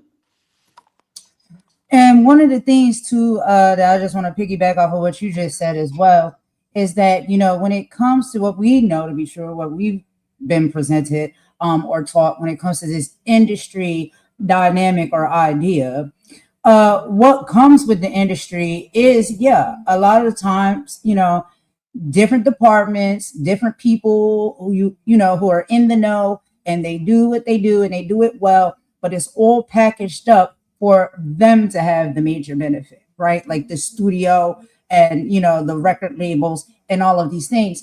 And one of the things when it comes to independent that I think a lot of the independent artists are trying to teach, and show people is that they're not saying that it doesn't take a team. It definitely takes a team, but it's a team of your own players that you get to pick and choose and put into position, right? You're like the owner of the team. And then you have people that are partnering with you or working for you and things of that nature that you can trust. You know that they have the skills and the abilities and the talents to get some of the same things done or most of the same things done that may come with a industry package. You don't have to choose industry package. Now, and we have seen this over the years for a long period of time, the benefit of the industry package is you can come in there with like $20 or $100 in your pocket with a talent and a hope and a dream, and they will foot the bill for you, right? When you first come in and get you rolling and get you started and all those things. But because they're doing that for you, they're going to want that money back. So they're investing in you, and that investment is going to have to pay off. And a lot of times that investment is not a fair percentage, right? So it is more difficult when you start out independent and you're footing the bill yourself. You're pushing and funneling the money in yourself. When you now are going to higher levels, you now need more people on your team, people with different levels of expertise. And sometimes if you can find good people in your life, they will help you and not ask anything from you. They could be your friends, they could be your family. That's why you see a lot of, successful businesses and stuff that are very family based. Like everybody in the family is part of the business. And it's like, yo, we know this is going to pop. We know that we're going to be successful. And some people may not necessarily be in a position where they're like, yeah, I need a cut. I need the money. I need this. They're good. They're stable, but they're giving their time. They're giving their expertise. They're giving their love and all of the things, right, to pour into the team. When you're doing that independently, yeah, it takes, a lot of investment financially. And you got to be careful because you got to make sure you're bringing the right people on your team, right? Because you could bring somebody in, just like you said, like, with the unfortunate situation with a brother. You know what I mean? Like these are individuals that you spend a lot of time around. You think that they're your day ones, your homies and stuff like that. But sometimes, deep down, they may be envious of you, or they may have some type of gripe against you, and you never know that. And that can destroy your whole business. That can destroy your whole life. All of those type of dynamics happen, right? So it does make things a bit more stressful when you do things independently. But in the end, it pays off most beneficially. And that's all I had to say on that, Imani. There was one thing she talked about. She learned marketing and about endorsements, sponsorships, which is what I was talking about with these brand deals and stuff. And she also talks about making mistakes along the way. But one thing that stands out about all of this, she says, she talks about owning your own work matters more than letting somebody else own your future. And I think that's important. If we look at all these artists, we look at the Michael Jacksons, we look at the George Michaels, and what happened, Mariah Carey, and what's happened to who else was there? Beatles. What happened to them and Prince? Not owning their own stuff. People can choose independence. It may be a long, hard slog. You may not have the money straight away. But what people got to understand about A&R deals is when they start deducting the things that they they believe they've paid for you, people end up having like next to zero money. They think, you see these people that have had these viral songs, you see these people that have had these great album sales, but it's the deductions that the big record labels take that everything gets deducted, your travel, this, that, all the rest of it. Things that there's invisible costs that people don't see. And it's not like she didn't get any offers from major record labels. She turned it down to be independent. So I thought that was really important, actually. Absolutely. And that was it. That was. And here's one final thing I'll say. We're going to move on to the next topic because we got to get through this.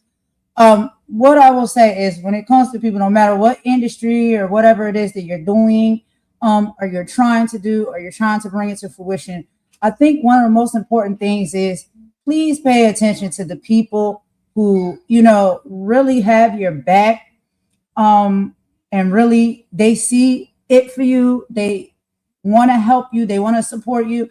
And very early on, before it's any flashing of funds, it's driving around in Lamborghinis, staying in mansions and big fancy hotels, someone who you see who is consistently having your back or wanting, to be a part or be a friend or a supporter and give you their time and their love and their expertise on something and not ask you for anything in return. That is somebody that I feel as though we should make sure we pay attention to the fact that those people are out here and they do exist. Not everybody is doing something for what they can get out of it, or because they want to use you, and you know what I mean, do anything of any type of ill intent.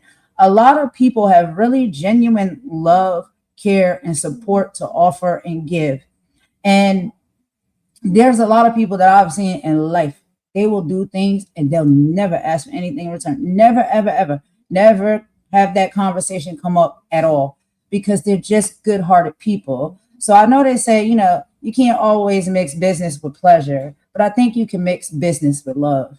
And I think if the foundation of business is love attached, then it's going to be a pretty decent situation and a better situation. Most people just mix business with business. And at this point, it's all about the numbers. Business and pleasure, well, that can go left sometimes too. But business mixed with love and integrity, yeah, I think that can be a happy connection there, a happy unity when we put in the right things. It's not to say we're not thinking business minded, but you still got to have that piece of like love. You know what I mean? If that makes any sense. But that's all I'm saying on that, y'all. We're going to go ahead and move right along to the next topic. When it comes to this conversation with Young M.A., when we do our next live, we'll add in a few more minutes of the rest of the conversation as well. But for right now, we'll cut it right there. We're going to go ahead and get this next one up. So let me go ahead and pull this up on the screen. This is another person that I really like as well. This is Omar Gooding, and this is Cuba Gooding Jr.'s younger brother. Y'all probably have seen him around. I'm pretty sure you have, because he's been in, so many different things. One of the most famous is Baby Boy. I know y'all know him from Baby Boy, Smart Guy. There was a really good show that he had too. I think it's still going. It's called Family Time. I love it. And he raps. He does music and stuff as well. He had gotten to a rap battle or rap beef with Cameron, and just like a few months ago or so. But yeah, let's go ahead and get into this video. So basically, what he's going to be talking about here is he does truly believe that his brother was targeted, and by the higher ups, right? Because sometimes you make a bad choice, or you don't do what they want you to do, or you're hitting on a girl, whatever it may be, right? They may have a way, because they pull strings, to make things difficult for you, tear down your career, and destroy you, embarrass you, all of this stuff, right? So that's basically what this conversation is about. It's not too long. It's only 9 minutes and 26 seconds.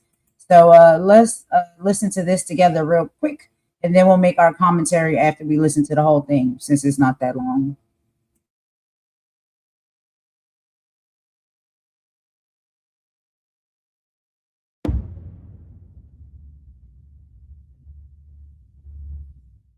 I want to ask you about your brother, man. I mean, at one point, he was the it guy in Hollywood, man. I mean, he was in Radio. That was a real good movie, man. Jerry Maguire.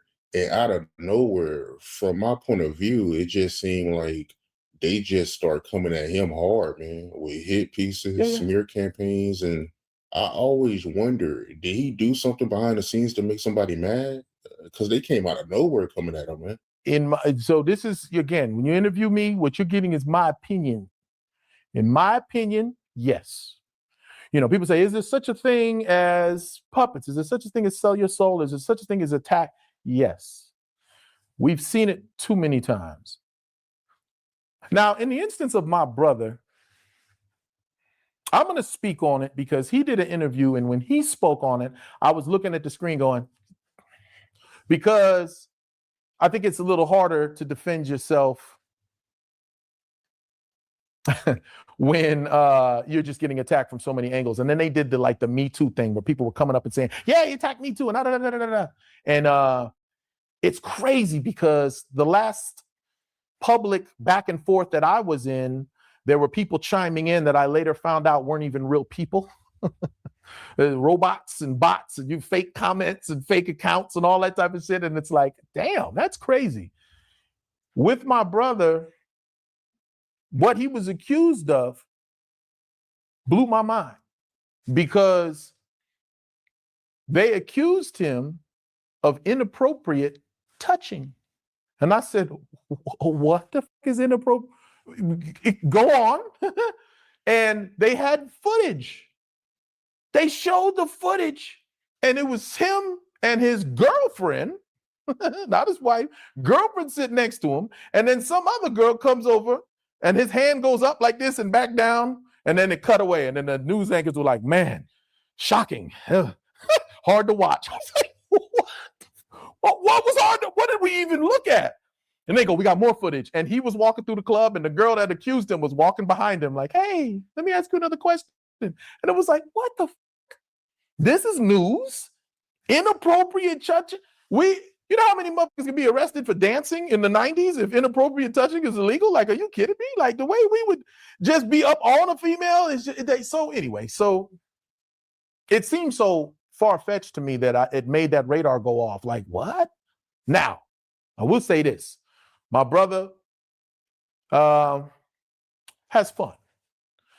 He made it to the top relatively early in his stardom.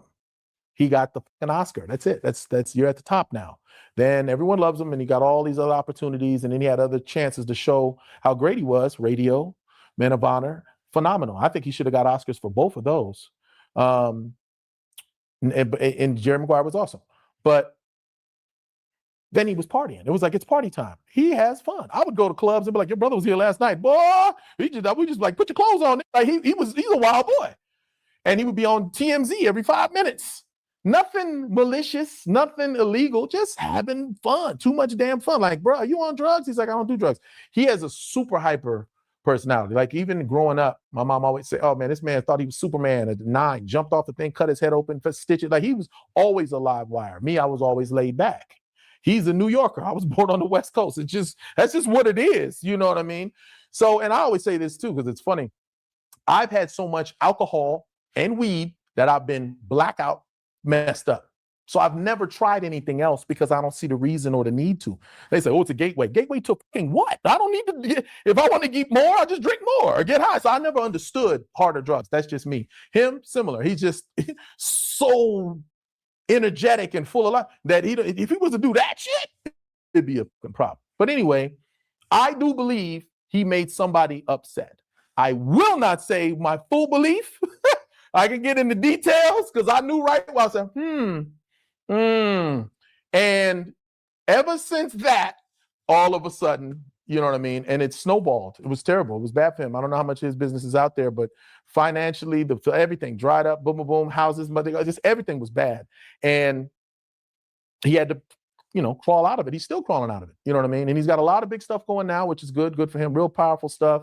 Some good connections and alliances that he's making with some people. So I'm real excited and happy for him. But he's having a rebuild, the specific incident too, and I will say a little bit about this because I'll use a little my platform, your platform, to just give a little touch on it. He was accused of several things. The inappropriate touching thing was weird. That case wound up being dropped. It was just too weird. One person said that they were in a club with him and touched, a lot of weird stuff, right? But he pled guilty to one of the accusations. And I was like, what was it? I can tell you what it was. Real quick. I'll try to be quick. He went out and tipped the waitress. The waitress got so happy with the amount he tipped her, she came back and kissed him on the cheek. And he grabbed her face and said, you missed, and kissed her on the mouth. She said, oh. That was one of the accusations. That's the one that they pulled. Once they said, oh, wait a minute.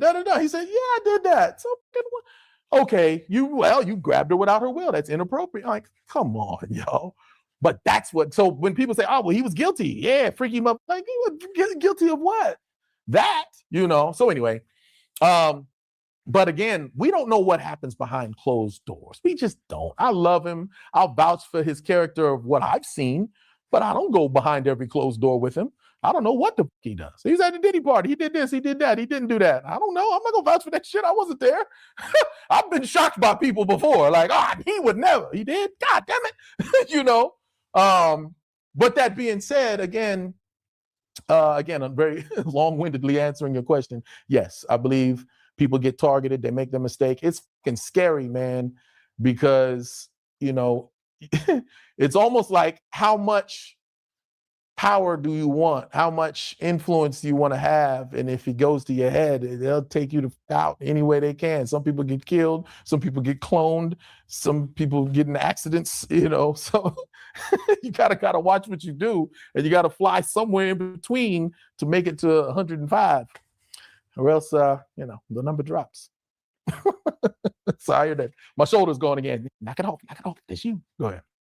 Yeah, I knew I wasn't bugging, man. Because at one point they was coming at him hard, man. It looked personal.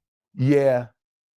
And you know, when you're loved, which is really cool, man, because you know, people love him. And he's got that celebrity that when he can go anywhere and it's like, oh shit, you know, I loved you in this, I loved you in that. And that's cool. I think initially when the accusations came out, he said, I'm gonna be quiet and let them judge me, or let the courts handle it. I'm like, yo, I'm innocent and you accuse me of shit. I'll be on every podcast, every day I'm on my phone. Listen here, this is what happened.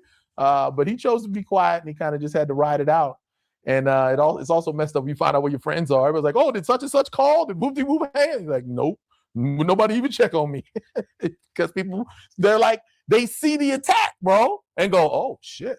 Well, don't attack me too. I can't be like, yeah, that's my friend. I vouch for him. Oh yeah. Well, we found out that you was. Oh, never mind. I don't know the name. I don't know him. I don't know. It's hard to have friends. But if they saying that he grabbed her against her will, can you say the same thing about her? Because I mean, you said that she grabbed him too, right? And tried to kiss him on the cheek. Yeah, but who's gonna believe that? Even the girl, she didn't want to testify, and they kind of made her. But like I said, they wound up dropping that part of the case. They just found something else. It's like, keep digging till you find something to stick, and then let them ride it out from there. But you know, again, that's why I have to say the whole truth. Like, if I can defend my brother up until a certain point, that's my brother. You know what I mean? It's not me. You know what I mean? So I could say, yeah, sure, he could have did this, or he did that. You know, this find out, oh yeah, well, he did this. Was it criminal? No, but someone didn't like it, and then this happened. Last time we were on, we were talking about my dear friend Merlin, and we didn't really get into the stuff because he's gone. He can't defend himself. You can't go, let's interview him. But when everyone says they weren't surprised, it's like, well, there was a side of him that was questionable. It wasn't criminal. But if you piss off and do something that's just not right, or just, you know, in poor taste to the wrong person, it can be over for you.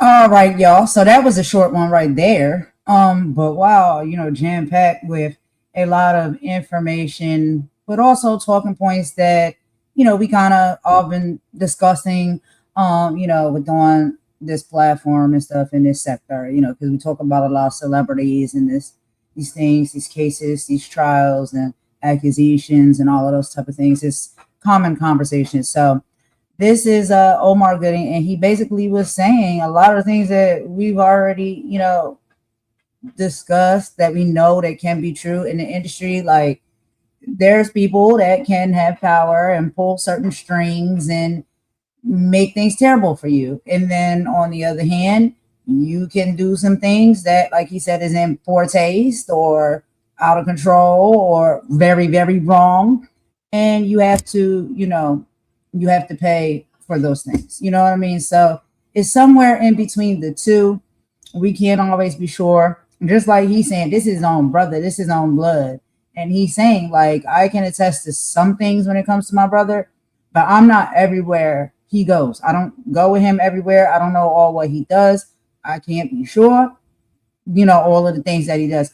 But overall, him being in the industry as well, seeing how they move and operate, you know, he was able to just give a little bit of insight as far as, like, yeah, when they target you, then this is sometimes the things that happen. This allegation, this charge, oh, you did this, oh, you did that, oh, you're all over the internet and TMZ, and oh, you're out of control, you're on drugs, you're an alcoholic, whatever. They can say whatever they want. They can spin a narrative however they want to spin it. They can make you look as terrible as they want to make you look. But then, on the other hand, are you being terrible? You know what I mean? So it's somewhere in the middle zone there. So what do you think about some of this, Imani, and that conversation that they had? Well, yeah, I think you're right. He was talking about obviously his brother, and when people become the subject of, allegations, and there's a lot of media scrutiny, um, he's saying from his perspective, and this is from his perspective, that the attacks felt personal and coordinated. And he questions whether it's because does success make people a target, and whether certain powerful interests turn on people once they become too influential.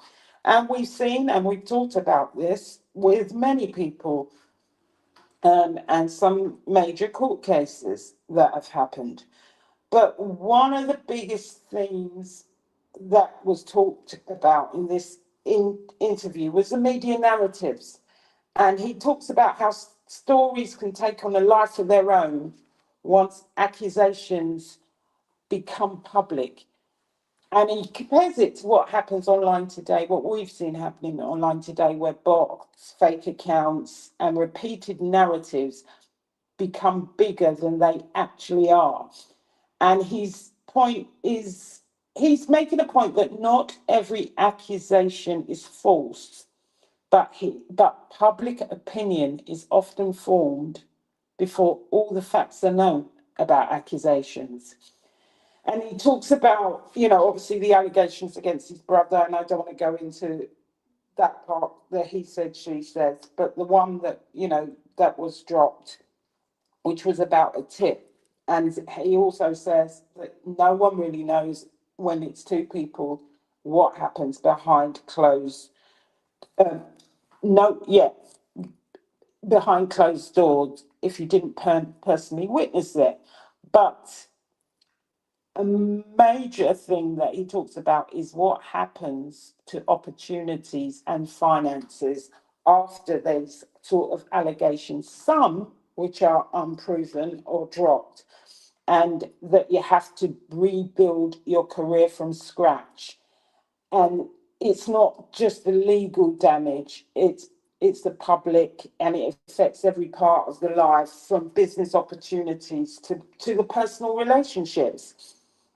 But what stood out to me though was his loyalty, because it's his brother, and he says that but he also says when everything's going well, everybody wants to be around you, but when the controversy hits, people disappear, friends stop calling, your associates start distancing themselves, and suddenly everybody, which is a natural reaction, they become worried about protecting themselves. And Right. that's one of the harshest realities. But the other takeaway from this, it's about power, influence, accountability, and reputation, and how you survive this through in this industry. He says, success, it can open doors, but it can also put a target on your back. And you can agree or disagree with his interpretation, but I think, a lot of it was pretty accurate without being too subjective and trying to say my brother's innocent. I really, really, really thought that he did a good job speaking about this, because the one thing he's talking about is that you can become famous overnight, but your reputation can also be destroyed overnight, and rebuilding that reputation after it's been destroyed can take years. And that's the reality of some of this stuff. And I'm not saying whether Cuba Gooding was innocent or guilty, and neither is he really. He talks about one incident that happened and that it was dropped.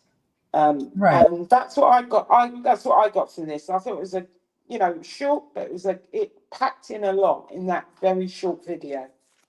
Exactly. Yeah, absolutely. And Omar Gooden is very well spoken. I really enjoy it, and I've watched many, many other interviews with him as well.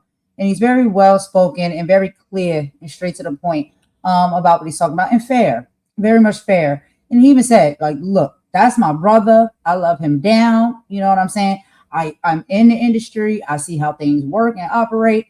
However, his life is his life, and what he does when I'm not around, I can't be sure of. So I can't sit up here and say like, nah, my brother, he don't do that. He even said he had friends, you know, and other people that he would vouch for and be like, nah, they would never do something like that. And then the evidence and the facts and the proofs come out, they did it. He's like, yo, man, oh, okay. You know, so it's like you get to that point sometime. And another thing about it too is I'm trying to remember my thoughts, y'all. It was just something I was about to say. Yeah, we've been talking about a lot of this, you know what I mean? Like on the platform in the sector, around on different channels and stuff, especially with the celebrity stuff.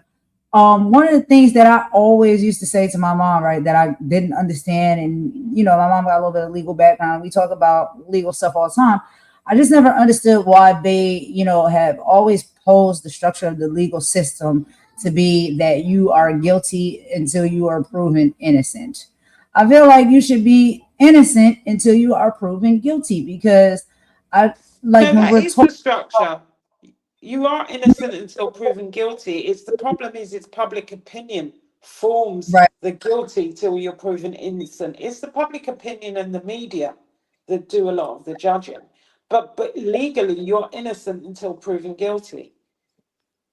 Yeah, like in a sense, like once you get into the courtroom, but everything else that goes on outside of that, it gives the very much opposite. Because, like, if you, let's just say, you know, a random teenager or something is walking down the street, fits a profile, right? The cops come, snatch him up, throw him in a car. At that moment, you are guilty, right? Because they think that you're the person who did the thing and they snatching you up No, automatically. I disagree with you on that. You are accused. You are accused. And I think it depends on where you are and who you are as to Yeah. what can happen. You are an accused person. You're not a guilty person until you're guilty in a court. The problem with public people with a big public profile is that they are in the media because they are a public person. Therefore, the narratives are dictated by the media narratives, and it depends on whether you're a liked personality or not. Because if we look at, for example, the two lovely old men from Abercrombie and Fitch, who were accused around about the same time as Diddy. I haven't heard anything about them, and they were flying, allegedly flying young men around the world, Point. and all sorts of similar sorts of man things. So, and I don't even see their case having come up, but I do know that those two 80-year-old gentlemen are out on bail.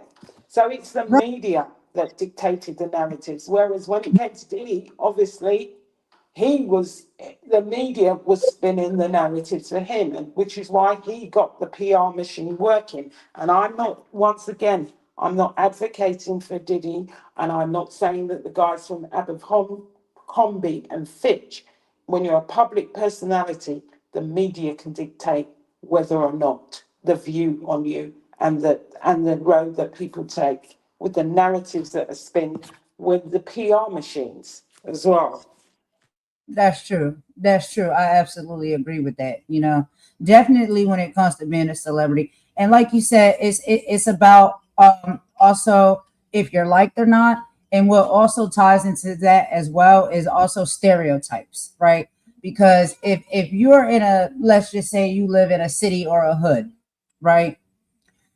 The stereotype about black men, Spanish men, or black youth or Spanish youth, whatever, right?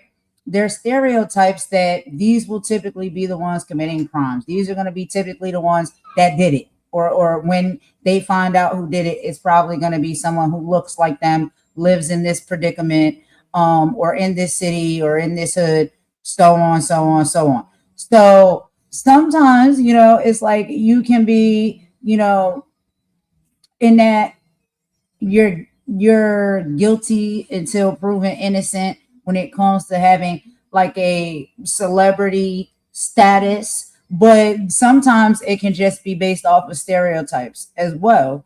And so it's just based off of how I have seen the law wield itself sometimes. It often just comes out that a lot of times they're already wanting you to be and already assuming that you are guilty before they even put in the work to prove that you are innocent. And on top of that, what adds insult to injury is that you still have to go through that whole phase, right? Where you go into court and you're in and out of court and you're paying this money for lawyers and all these things to prove your innocence. While going through that, you know, there's celebrities that, you know, they're losing their bag, they're losing their money. Well, if you're someone who already doesn't have a lot of money and you know, you're just in the projects or, you know, the hood or something, you don't even have the money to get the lawyers to fight properly for you. You got to depend on the, you know, public defender. And so it's just like middle ground there where it's just like you still got to go through that whole process, even if it ends up and they find out in some shape or form or way, Lord knows how long later, that you didn't do it. Even when you find out that the person is guilty, a lot of these things is not returned to these people. A lot of these opportunities is not returned to these people. A lot of the you know, the way people see you, the perception of you and your character is not returned to these people just by allegations alone and having to fight through that system to prove your innocence. So that's why I was saying, in my mind, it just seems like with the energy, not necessarily the law or the legalities, but with the energy, it almost is like you are guilty until proven innocent. And then by that time, it's too late. Yeah, I mean, I agree with you. I do agree with you, but I also think even when you're talking about someone in the project, it's the media spinning these narratives, and also it also depends on the crime. The problem is when you Yeah. are charged with a big crime like an M, yeah, a lot of those, even in the UK, you are on bail and you can lose all your opportunities, your jobs, because you are incarcerated. Sorry, you don't get bail. And that is what the problem is. However, Mm-hmm. the difference between, and I've got to look this up, but what we have in the UK, even if it's a case as big as an M, they have a clock that ticks from the time you are charged until to bring you to court, and even if it's for a major crime, and it is something like 11 months, which is a big difference in the US system where you see people sitting in jail for 2 or 3 years and haven't even been to court yet. And I think that is terrible because your life stops whilst Right. these things are going on. The Right. clock, I mean, I know you can go for a speedy trial in the US and they have something like 90 days to bring charges. But in the UK, whatever you're charged for, they have the clock starts ticking. So even if you were remanded on an M charge, if they don't bring that case and they're not ready to bring that case by 11 months, you get released.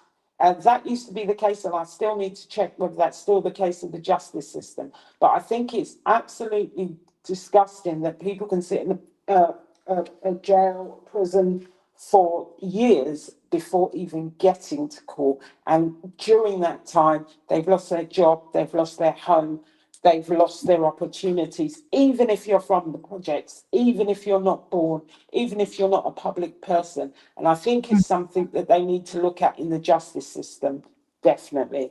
But Uh, that's my view on that. Because that no, does make you like you're guilty until proven innocent, especially if you're sitting in jail. right. You see, so that I absolutely agree with you, and that I guess that's what I was trying to say, but you said it a little bit better than me. You know, when it comes to that, so that's what I was saying. Like it gives that, and there's a lot of people I think that can attest to that because that's been maybe their experience, and we see it on the highest scale when it comes to celebrities, and then you even can look that not to say the lower scale, but just regular everyday schmegular people, right? You see it happening there too. So it's like there's some type of like maybe we need to change this thing around and shift this thing around as far as how you know they approach these things when it comes to these accusations and the legalities that come afterward. So you know that's all I was saying as far as when it comes to that. And I like the fact in that video that we watched, and we're gonna move on, y'all. We're gonna get into the meat and potatoes because we're gonna talk a little bit about this Jay-Z freestyle, and we'll hear some from Teray, because Teray's gonna be breaking down exactly what Jay-Z was talking about in the freestyle based off of his knowledge and how he perceived it. But anyway, my final thought on this topic is even how we seen Omar say, like, perception is major, right? Because the perception of, like, he said the one thing that his brother pleaded guilty to was, yeah, I did kiss a woman in the restaurant on her lips, but let me tell you about the context of how that happened. So he gave her a generous tip. She was so happy and go lucky that she reached in to give him a kiss on the cheek. He's joking because he's, a jokester and stuff like that. And he's like, oh no, you missed. And so he twisted her head and he gave her a kiss on the lips. And she went home with that tip that night. And I'm pretty sure she was pretty pleased to be kissed by Cuban Gooding Jr. This is a celebrity or whatever like that. But for whatever reason, and this is the thing for me too, when it comes to statute of limitations, I hate that. I really do. Because it's just like when that happened, a lot of these stuff, it doesn't get reported right away. It's not an issue right away. It comes out of the woodwork somewhere and it's made to be a bigger issue than what it is. Because if she was so grateful to get that generous tip from him, right, the waitress or whatever like that, we didn't hear her complaining about the tip. I mean, she was probably skipping all the way home, or all the way to the bank. But then, like I said, and like Omar was saying, when you're targeted and they want to just find whatever can stick, they're just going to start throwing things out there. Anything and everything that you've ever did wrong, or anybody could ever say that you did wrong. Anybody they can find that they have something to say about you because they had an encounter with you or whatever like that. They can go and pay these people to make it negative when it wasn't negative. Like, I don't think that waitress, and I can't be sure because I can't speak for her. I don't know. But if you was feeling that, you know what I'm saying, froggy, because you got testify. She didn't want to testify. See, that even adds more. That was dropped in the end. She didn't want to testify. Yeah, it got dropped off. But do you know what I'm saying? Like, that stuff, we know that happens. And it's fair for us to be open-minded and open-eyed and ears when it's like, okay, we know we may sometimes have biases because there's certain, celebrities and stuff may not be our cup of tea or whatever. And it's like cool to just go along with the storyline that, oh, this person is terrible. They did this, they did that. But we have seen play out here on YouTube many of these same exact things be debunked. And it's just like, if they want to target you and come after you, that's sometimes how they do it. They just reach out to whoever they can find and that's ever been in your proximity or had an experience with you and twist the narrative, pay you to say something, was inappropriate or happened that didn't happen, and they can end up in a jam. And it's not to say all of the circumstances and encounters are that way. Some of these people are doing really bad, terrible things and mistreating people. So we know that too. But it's like you're always somewhere in this middle ground because you just never know. Is it real or is it orchestrated, But let's take a quick song break. If you don't have any more thoughts and feelings and opinions on this topic, Imani, I'm going to take a song break, get some water. And then when we come back, we'll put Jay-Z and the tour breakdown. No, I'm fine. I've got nothing more on this one. Thanks. All right, girl. I'm gonna play a quick song, give me some water, and I'll be right back. And then we'll get into Jay-Z freestyle and what Torre had to say and how he broke down the entire freestyle. All right, y'all. We will be right back.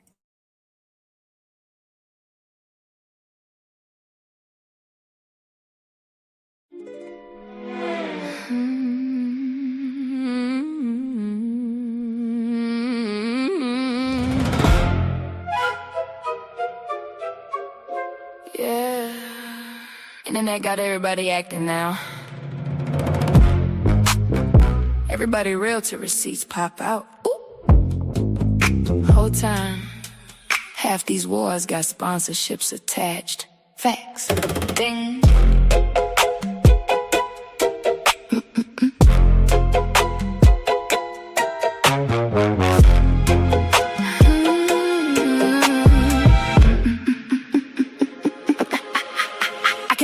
double peeping vibes first. Everybody got a story who rehearsed worse. One live say villain, next string queen. Whole timeline living off clips and memes. Clock it, screenshot, checkers, crop context, then turn pain into profit monetized. Spinning if you say, let me hear both sides. Now they looking funny cause you think with your mind. Girl, bye. Whole sector built off selective outrage, fake tears, fake growth, fake healing stages. Everybody reach peace till the views drop low, then another fake fallout for the next show. Whole time fat. I don't move with mobs, I observe first. Cause loud opinions don't decide what truth worth. Every villain ain't evil in disguise. Every angel ain't honest behind lies. Preach. I stand on business, not delusion. Half these friendships, strategic fusion. Views go up when the fake beef fly. Then they backstage laughing after live stream night. Facts. Stand on business, tip toes planted. Everybody tough when attention granted. Wrong is wrong, right is right. Truth don't switch, cause emotions online. Some people don't want peace, they want leverage. Your platform, your audience, your presence. Soon as you distance yourself and move wise, now they online remixing history with lies. Funny how boundaries reveal folks quick. Toxic people panic when they losing their grip. 1 week, enemies next week, friends again. Y'all don't got drama, y'all got marketing plans. Clicks, downloads, chats, reaction views. You become optional when money involved too. Everybody scream real to reality sting. Then honesty suddenly offensive again. That part.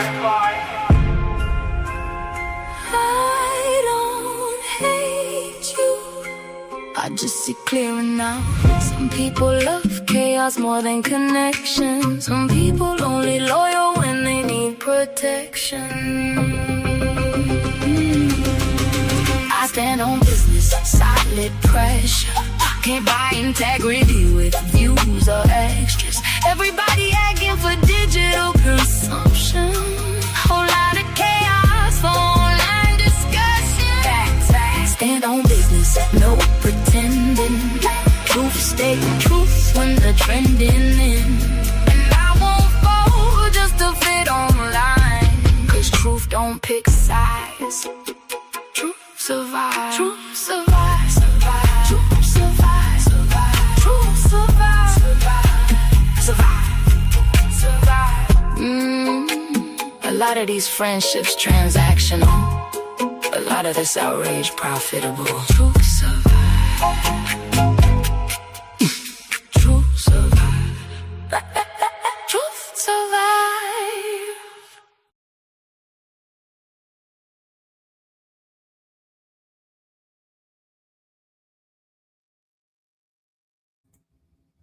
All right, y'all. So thanks for rocking with me with that little song break there. So now we're going to go ahead and get into our final topic for the live, y'all, which I thought was pretty interesting. Okay, so now we have Teray here.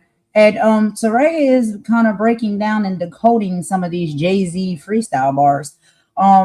So we'll be getting into that and listening to that together. Y'all let me know what y'all think, all right? But yeah, Jay-Z explosive unreleased freestyle at the Roots Picnic in Philly. Hov had a lot to say, and he came out with a whole new afro, child. Just to let you know, he's in a different space right now. He threw absolute heat at his detractors, rapping "The Jig Is Up," NGA, 10, Wrong Chart Champ, and just look up the whole. I never looked up to them. You know, all of those type of things that he was saying. The internet is completely convinced.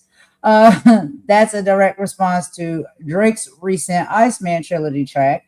But he didn't stop there. He addressed the corporate noise, seemingly checking Tory Lanez and his father with lines about leprechauns running out of pranks and a son mumbling on a federal jail line. Not my words, his. He even touched on politics and the external critics rapping, "I got MAGA Republicans." Those shots came from the very top of the government. Good luck with them.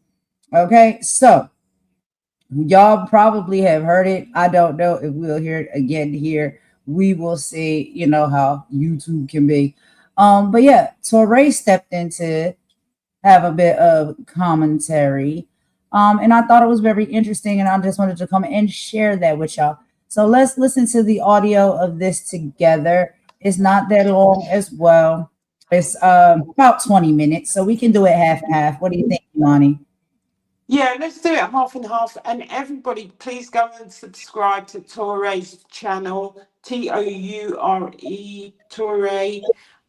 He has that one and Rap Latte. And also Club Shay Shay, of course, and Art of Dialogue. Great channels, great interviews, great content, all three of them. Please make sure you go and subscribe to the channel. They have some great content, all of those three channels. Absolutely. All right, girl. Let's go ahead and get into this audio. We'll stop at the 10-minute mark and make some commentary, and then we'll listen to the second half. But this was really interesting. Let's get into it. Jay-Z's Roots Picnic freestyle was an attack on Drake, Kanye, Dame Dash, Tony Busby, Tory Lanez, and more. Let's walk through it line by scintillating line. My man King Green helped me decode some of this. Definitely watch his video on the freestyle on his channel. Okay, let's go. Hattie's turning 100. Hattie is Hattie White, Jay-Z's grandmother. She's about to turn 100, and he clearly reveres her because he starts this momentous occasion headlining the Roots picnic by referencing her. This is how much she means to him, that he mentions her first. This line also launches a scheme that runs through the first half of the verse, where he mentions the number one over and over to say, I'm the one. Hattie's turning 100. If she would have transitioned before I cleared my name, I would have hunted them. If she wasn't here when all this shit was going on, I would have killed these niggas I'm about to speak on. She is keeping me good, but don't go too far. Not too much on my name. This line also launches another scheme that runs through the verse about games. Hunting is a sport or a game. Every one of them playing these silly games. There's games again because they're playing games. Jay is not. That 1-800 ambulance chaser would have wished one came. But 911 is a joke. Public enemy number one, I've been ranked. Here's the one scheme, 1-800-911, number one. He's attacking Tony Busby, the attorney who took on bogus lawsuits alleging Jay did horrific things that never happened. He thought Jay would settle just to keep it all quiet, but he didn't. He fought back legally and won. He calls Busby a 1-800 ambulance chaser, which is kind of the lowest thing you can call a lawyer. He's chasing ambulances for a quick payday. But he says 911 is a joke, referencing the Public Enemy song and flipping it to say Busby, the ambulance chaser, is a joke, a clown. The song 911 is a joke is about how the system treats Black people unfairly, and Jay means that too. With that lawsuit he feels, the system treated him unfairly. He comes right back with another Public Enemy reference, naming another song, Public Enemy number one, saying he was called the big societal villain, Public Enemy number one. But it's I have been ranked, so that's past him now. You can sense the genuine anger and hurt he has about that situation, the importance of clearing his name. But after that bit about Tony Busby, Jay becomes much more superior and dismissive, even dismissing Drake. This is dirt off your shoulder, Jay, who's looking down at his opponents. Jay says the rock's not crumbling. His empire is solid. The leprechauns have magically run out of pranks. All these little people running around with fool's gold, running scams, trying to trick me out of my wealth, they have failed. This is toward Busby, but also Dame and Tory Lanez too. Son on a federal jail line mumbling something about having too much in his drink. You know how dumb that is? He's talking to Tory Lanez's father about things Tory said that screwed himself up. But notice, he just rhymed, the rock's not crumbling, federal jail line mumbling. You know how dumb that is. And he keeps the pattern going with the next line. Another one fumbled his. Another one fumbled his. Wonder how I get the blame. Now we're in the Dame Dash section. Niggas' teeth is tumbling out their mouth, and somehow I'm the one who done it. Dame Dash did some interviews this year with his teeth all fucked up, his teeth falling apart like his life is falling apart, losing control of his finances. Why is he blaming Jay for his world falling apart? Also, somehow I'm the one who done it. So many people are blaming me for so many things, pointing fingers at me. It's a murder mystery game. There's a murder mystery game. The rest of the verse alludes to this murder mystery game. Again, the game scheme, but also he's building into talking about wanting to kill these people. Dame really did have the cash cow. Jay-Z was his artist. And I think Jay means to say, you thought I was a cash cow, something you could get money out of. And Dame did think it was all about him. I was around them during that time. Dame for sure thought his business moves were critical to Jay's career. Not that this was one of the greatest MCs ever and he was lucky to be down. His ego was completely out of control. So here Jay is laying out what the real problem between him and Dame was, saying Dame thought it was about him. That vibe was never going to last. Pride goeth before the fall. I'm the one who strummed the pain. I'm the one who strummed the pain. I'm the artist. I'm the one out there on stage talking about my life, from shooting my brother to cheating on my wife. I'm the one putting my heart on the line. You're the businessman. But also, if you strum something, you're in control of it. A guitarist strums a guitar. If Jay-Z is the one who strums the pain, then he's in control of pain. He's the one who can administer the pain. That hill you can die on. Fighting against Jay-Z, you can die on that hill.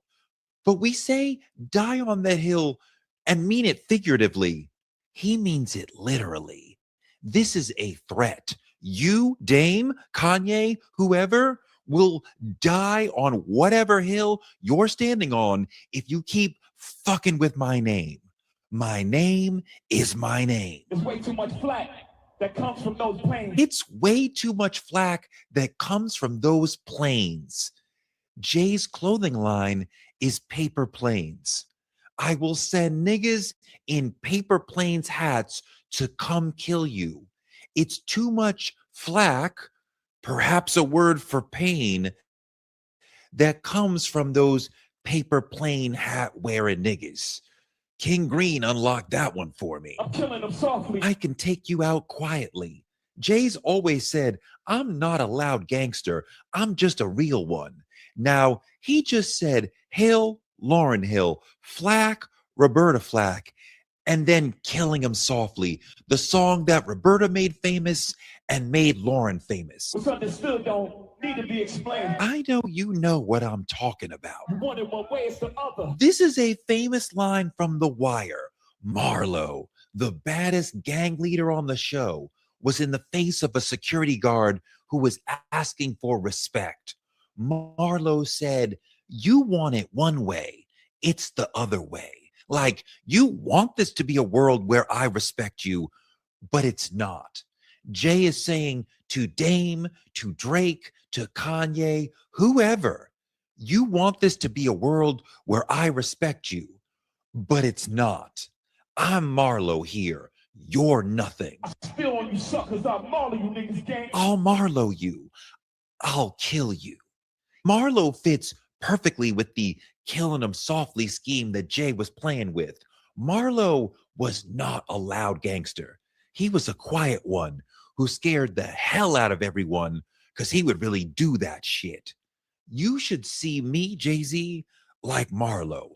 I will really kill you. Ain't much for me, it's no how. Another Wire reference. Once Marlo became the head of the commission, he ended the meetings. But the internet has been asking itself, would you rather $500,000 or dinner with Jay-Z or whatever number amount?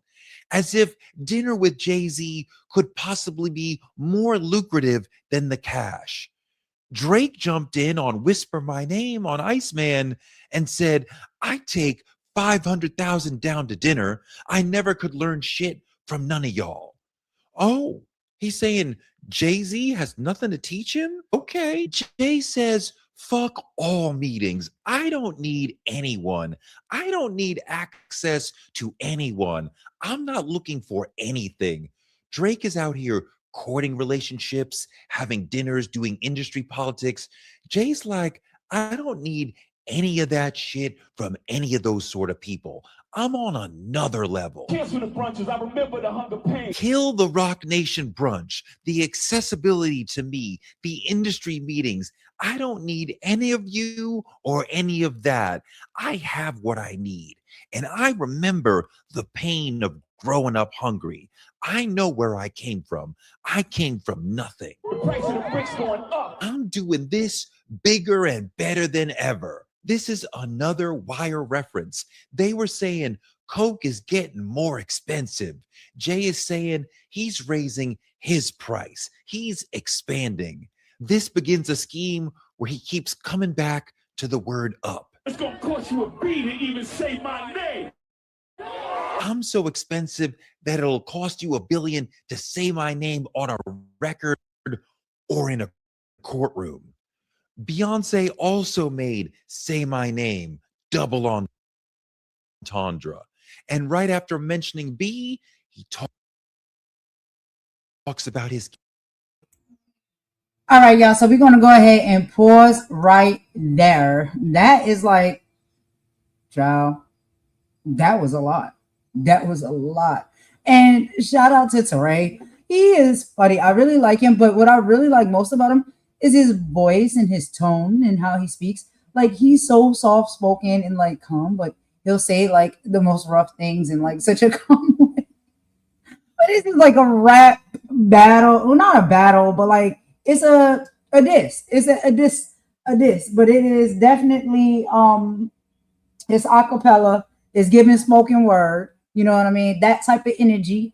And you know, like a smoky jazz cafe, a Philly, New York cafe, or club where, you know, you just up on the stage just dropping bars. So, ciao.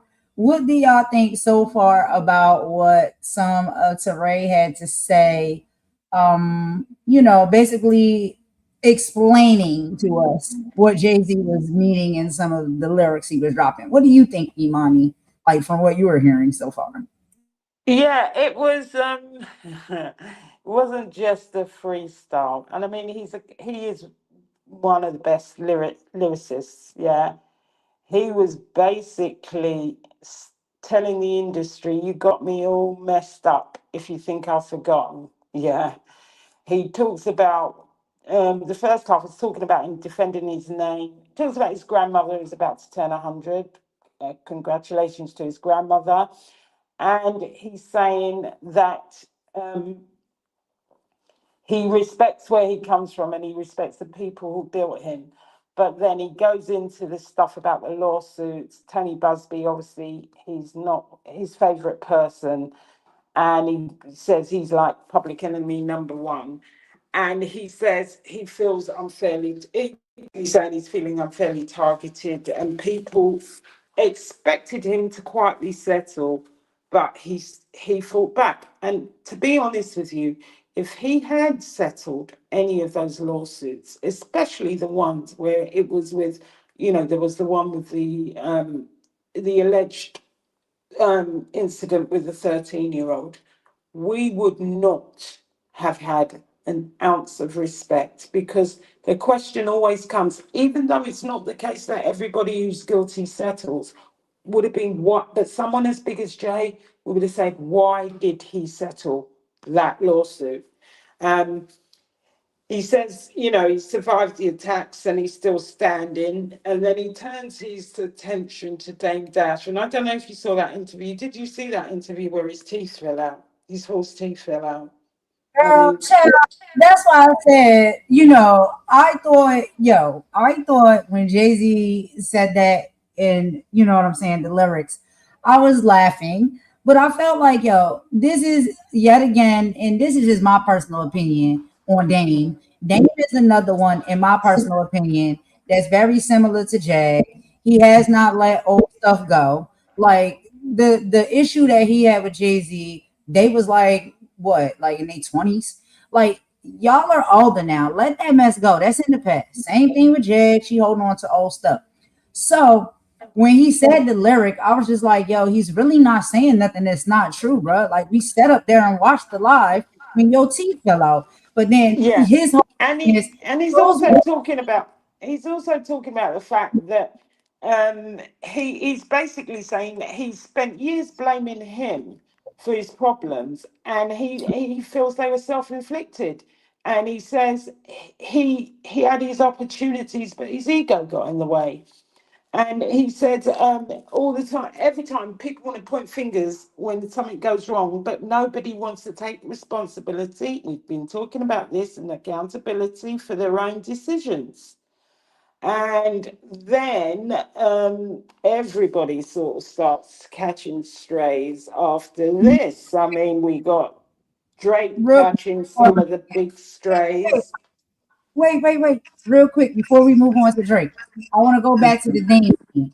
So the one thing that I want to say when it comes to the Dame situation is I have heard multiple interviews of Dame, right? Sitting up there talking about, like he didn't like how Jay was moving and he don't move and operate like that. And he didn't like the business he was doing and who he was doing the business with. And so he made a decision to get away from Jay, right? After some, whatever. He said in the beginning, it was like he felt like he got done foul, whatever. But after that happened, you decided to go get away from Jay, do it your own way, be independent, not do the things that you say Jay do and all the things like that. You doing your own stuff. So my question is when it comes to people like that, if that is the choice that you made, and you may not be getting all of what, I don't know, the riches, the recognition, and all of the things that you wish you was getting that Jay is getting, but you made it very clear that you didn't want to do things like how he do things. You wanted to do things how you wanted to do things. So if you're doing things how you want to do things and you're getting from that what you're getting, that's your choice, right? What you're putting out is what is bringing back to you what you're getting back. And it just be like this disconnect that the people are like, why are you still mad about that? If you have decided to go on and do it your own way and pave your own path, then whatever comes on your path is what you're paving for yourself. But I think people don't like, even that is still not good enough because you still look at it like, yeah, I didn't, I decided to take another route and, I'm doing pretty well and stuff like that. Dang, if he never would have screwed me over, it would have been me and him, and I would have had the same amount and be at the same level that he's at. But he screwed me over. He did me wrong. Like you holding on to that instead of celebrating and appreciating the fact that even that didn't work out and that didn't go down the way it was supposed to go down, you still was able to make a great life for yourself independently by yourself or whatever it is that you're so always sitting up here telling the people on every interview you did it yourself and you got out the mud and you won't do the things that these people do and you're so happy and proud of how you do things and the things you accomplish. Then be happy and proud in that.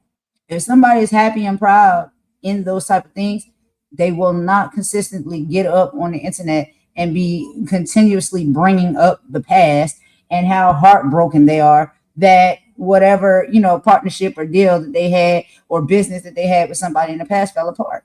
That happened long ago. It's done. It's over. You've moved on since then and you're doing pretty well.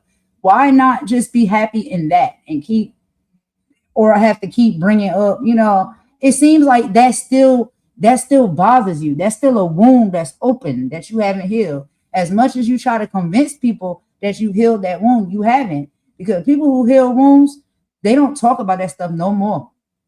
People who consistently continue to talk about, oh, you don't know how bad he did me. You don't know how bad she treated me. She cheated on me with my brother. Like all of that type of stuff. If you heal from it, you move on from it, you're not going to keep bringing it up.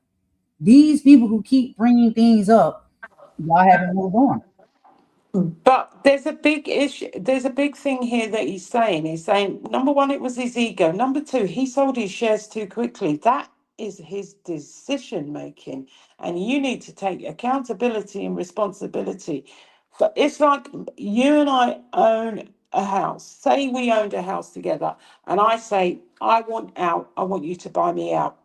And you say, well, okay, if that's what you want. You buy me out, and all of a sudden they decide they're going to build something there, and you get paid up, say 600% of the value of the house. Do I then come back to you and say, hold up a minute, you made more out of that when I forced you to buy me out? Or do I just take it on the chin and move around and keep it pushing?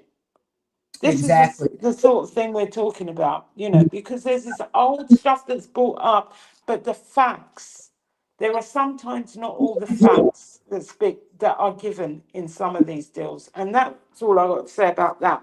And I think he also talked about, he was talking about, did he talk about, I've forgotten where we got to actually. Did we get through all the Drake stuff, or is he still talking about Drake?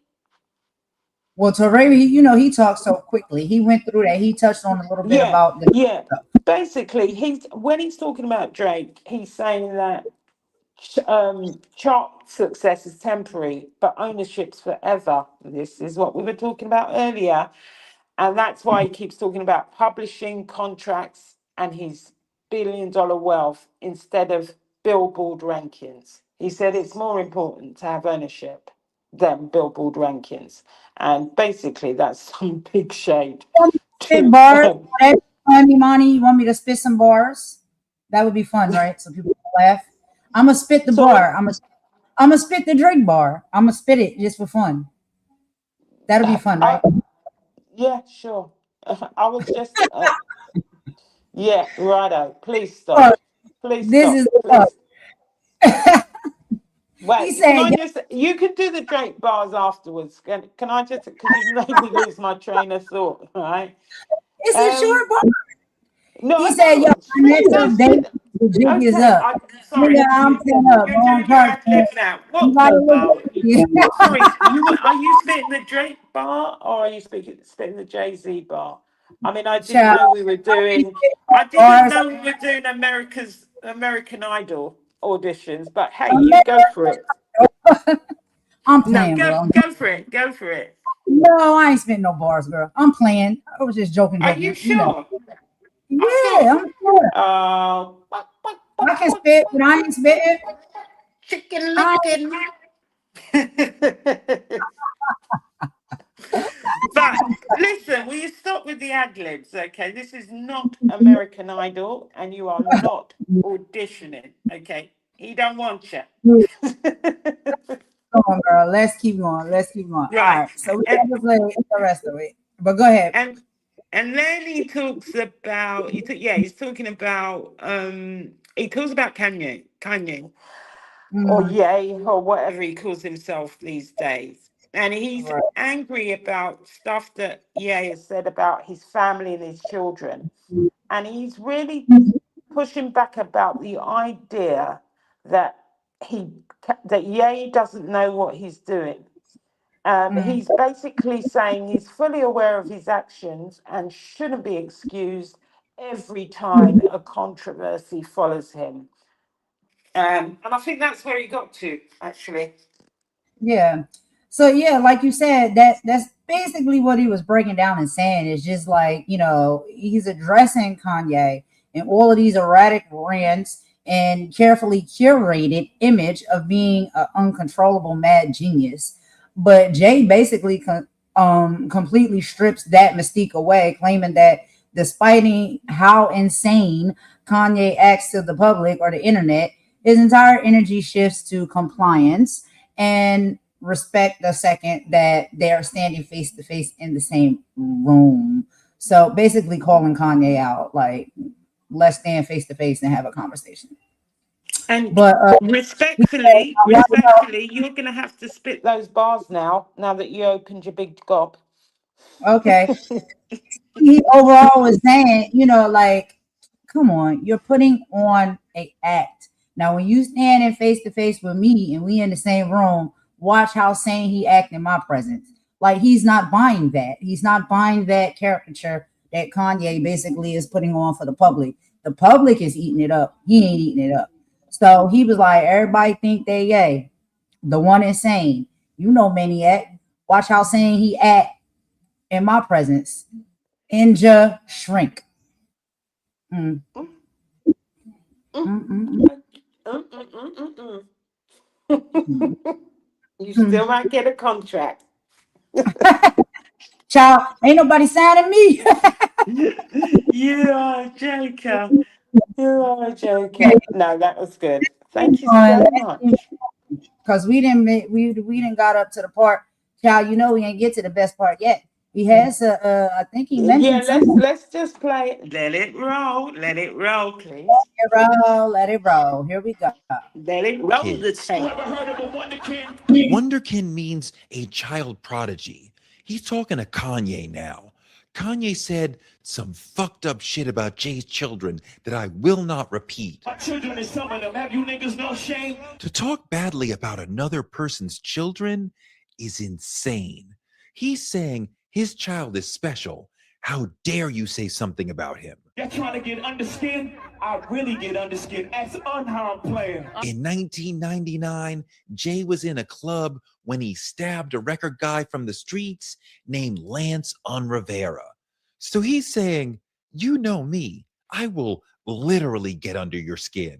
I'm in here talking about killing, and I'm for real. Again, the game scheme. Ask how I'm playing. Y'all thumbs with y'all thumbs again. It's so easy to talk tough when you're just writing words on your phone. Everybody think they're the ones insane. This is the Kanye section. Kanye wants the world to think of him as bipolar. You're no maniac. Watch how saniac in my presence, nigga, shrink. You're no maniac. Watch how saniac in my presence. Kanye uses his bipolar disorder as an excuse to explain away anything crazy that he does. Jay says, he's not crazy. He knows how to act around me. He shrinks, which word plays into, I need a new therapist. I love this line. Kanye says he's crazy, but Jay-Z's in therapy and it's not going well. This shit is not working. I'm truly on the brink. That's a way of showing, not telling, I'm a crazy person who's about to snap. Y'all better not encourage him. Y'all don't want me to think these thoughts that I think. I'm thinking about killing you. You don't want that. Who's he thinking? Hold on, y'all. See, what I should have did, but it's okay. We're gonna let Torre do it. But what we should have did is have our own perception and perspective of what the lyrics are saying. So I just wanted to tap on that one real quick where they said, and I'll go back to it. When we talk about Kanye being a maniac, right? He said when he's with me, he shrinks. So not shrinks like getting small, shrinks like Kanye is so stable and mentally sane that he can actually probably give advice or conversation to a level of a therapist while he's talking to Jay-Z based off of whatever Jay-Z and him may be talking about. So he's saying he's actually very mentally sane to the level of a therapist. He shrinks. But then Jay-Z is like, well, this ain't working. He's seeing the therapist, but it ain't working. So basically, he ain't the one for him. But at the same time, you're not this crazy person that you pin yourself out to be to the public. You're very mentally sane. So stop it. That's just my personal opinion, what I thought he meant in that lyric. But I see how he did that and put that together there. And so Teray is, he explained it as well. But that's what I took from it. Like, Kanye come around. Kanye is not the same Kanye when he in Jay-Z presence. He's not crazy. He's not a maniac. He's not psycho. He's almost so stable that he could be a shrink. That's what he's saying. Like, mentally, you are stable. You know what you're doing. That's all. Thinking about killing. That nut ass nigga still stuttering. Some rapper. That chatty patty down on his luck again. Dame Dash. West introducing me to Jaguar. I don't know why I still fuck with him. That's an hysterical line. I love these rhyme schemes in here. Nut ass nigga still stuttering. Chatty patty down on his luck again. Quest introduced me to Jaguar. I don't know why I still fuck with him. And he continues it with the next line. That lady back on the stuff, she sound like she in love with him. Her kid can't even take their kids. Enough of them. This is the Nicki Minaj portion. This one's insidious. She's a Barbie and her Ken, her man, can't pick up or take home their kids because you know. But also, Jay can't forget Nicki stuttering during a freestyle. I said it's 700 horses. He just mimicked her stutter to clown her further. You thought that was a mistake? Yeah, right.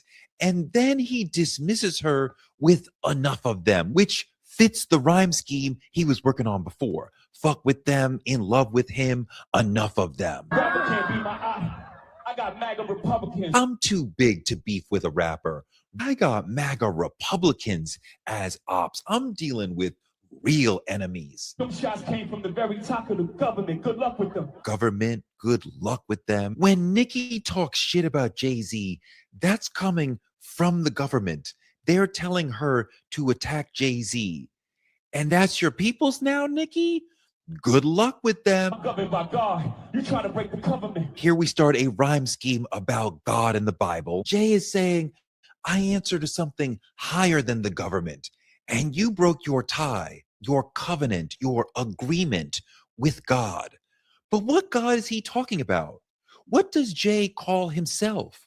Hove, as in Hova, Jehovah, Jehovah. Praying for 40 days, my neck get flooded again. Who rained down on Noah and the ark? God did. My neck got flooded again.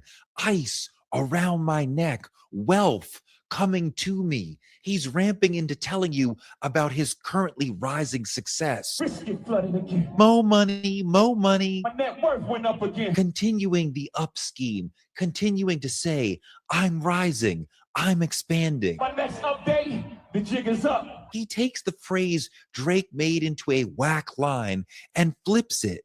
My next update, my next Forbes list report. The jig is up. The game is over. The deception is done. Nigga, I'm up 10. He just said, I have 10 billion. Nigga, I'm up 10. Next Forbes list will say, I have 10 billion. That's what he's saying. Nigga, I'm up 10. Right now, Forbes says he's 2.5 billion, but he says, I'm up 10. That informs the next bit. Wrong chart, champ. You gotta look up again. You're looking at the wrong chart, Drake. You think passing me on the Billboard list is what's hot? I'm way ahead of you on the Forbes list, the important list. You got more number ones. I got more money. That's the crux of the next bit. How is it that Drake has more number ones, but Jay-Z got more money? Niggas look up the Hove. I never looked up to them. You look up to me like admiration, and you look up to me on the important list. I have never looked up to you as far as respecting you or being behind you on the list that matters. Back to why is it Drake has more number ones, but Jay-Z has more money? Crackers got your publishing gangster. Go talk tough to them. You sold your publishing. I didn't. You are kicking. All right, let's pause it right there. That was a mouthful. Imani, I'll let you take the lead on that one, girl. What you think about that? Well, everybody called strays there. Like you said, he talks about the stuttering rapper Nicki and saying that, and I think she formed this alliance to have power. And if she is in cahoots with the government, because he's saying it's not coming from her, it's coming from the government, because they're telling her what to say. If they didn't want her to attack him, they would stop her if she's formed this new alliance, if they thought he was important. So he's saying, he doesn't need to worry about internet beef. He's worrying about bigger things. There are bigger people after him, which is the MAGA Republicans. He talks about who else? We talked about the Kanye stuff and the Drake stuff, which is what I said earlier, he's talking about him having more number ones, but he is not in his league because even though Drake's got more number ones, he sold his publishing. So he has, that's why Jay has more money because he owns his shit. Sorry, ish. Excuse my French. And It's okay. the thing is, like I said, it's like, and of course, he mentioned the lovely Jag, and that'll give her, she's had 6 years of content without him mentioning her name. I reckon this is going to turn into 20 years um, of content for her. Everybody calls Jay's, like I said, you had One Drake. small, one small encounter with Jay-Z give her 20 years of talking points and content. Just like the Yeah. first time when she was over there doing and filled in because the real songstress was sick and couldn't come. So she filled in and made that a whole life experience and story to come to the internet and bring to people about her experience with Jay-Z. Now, outside of that, I cannot be sure. I'm not going to speak on things that I don't know. I don't know what other encounters they had, but at least it's her, trying to make that the biggest grandiose thing, right? It's just like you were never the intended person on the record. It was never you. You just happened to be there that night with your band, The Roots. The lady that was supposed to sing couldn't come, and they asked you if you could fill in, or maybe you even said you would fill in or offered to fill in, and you did. And one of the things that I am is not dishonest.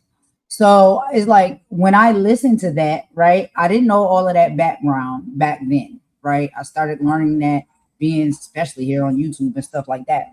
But one of the things I can say, and I don't know if people will agree with me or not, and it's not saying that, oh, I want to be working with Jaguar, be back with Jaguar. No, I just keep it real. Back then, back in the day, back when Jaguar had a gift that was probably given to her by God and was utilizing it in the right way and, keeping it up. When she did that, I loved it. I love that. I thought she did an excellent job on that. I really did. I thought that at one point in time, her vocals were really good. I've always said it from the beginning. I'll continue to say it. Now, what she has become and how she moves and operates, we see what it is. That's it. That's just the truth. But at some point, she did have a gift vocally. I believe that. Yeah, But she everybody did. likes what they like. Uh, Maybe it's not your type of music, but I thought she had a gift vocally. And when she did do that, and that sit in or whatnot, and sang on that with Jay-Z, I thought it was dope. I really did. But Yeah, I I mean, mean, I agree with you. But I think that I mean, she's mentioned in Fleeting. Like I said, that's 20 years of content for her. The right. point that he is really making, there's a real line here. He says, the roots remember even when the trees pretend. And what he's basically saying is before there was Drake, before there was Ye, and before there was Nicki, there was the Roots. And before there were all these industry giants, there were the Roots. And he was one of them. And he says people may forget history, but history hasn't forgotten them. And I think that's a really, really important thing because even though a lot of people are catching strays, this thing is not really about them. It's about him saying that 2026 he's on the offense and he's not going to keep quiet because one thing about him, he hasn't said anything to a lot of these Right. people. He doesn't come out and say anything. Right. They called strays because they've been talking their big talk for years, and he's decided now to respond in his way, in his freestyle. But it's not really about that. It's about him saying, it's about him talking about his legacy.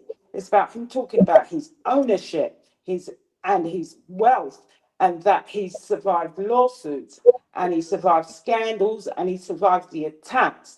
But he said, but he answers to a higher power than them. They are Mhm. nobodies in the scheme of all of this. He answers to God.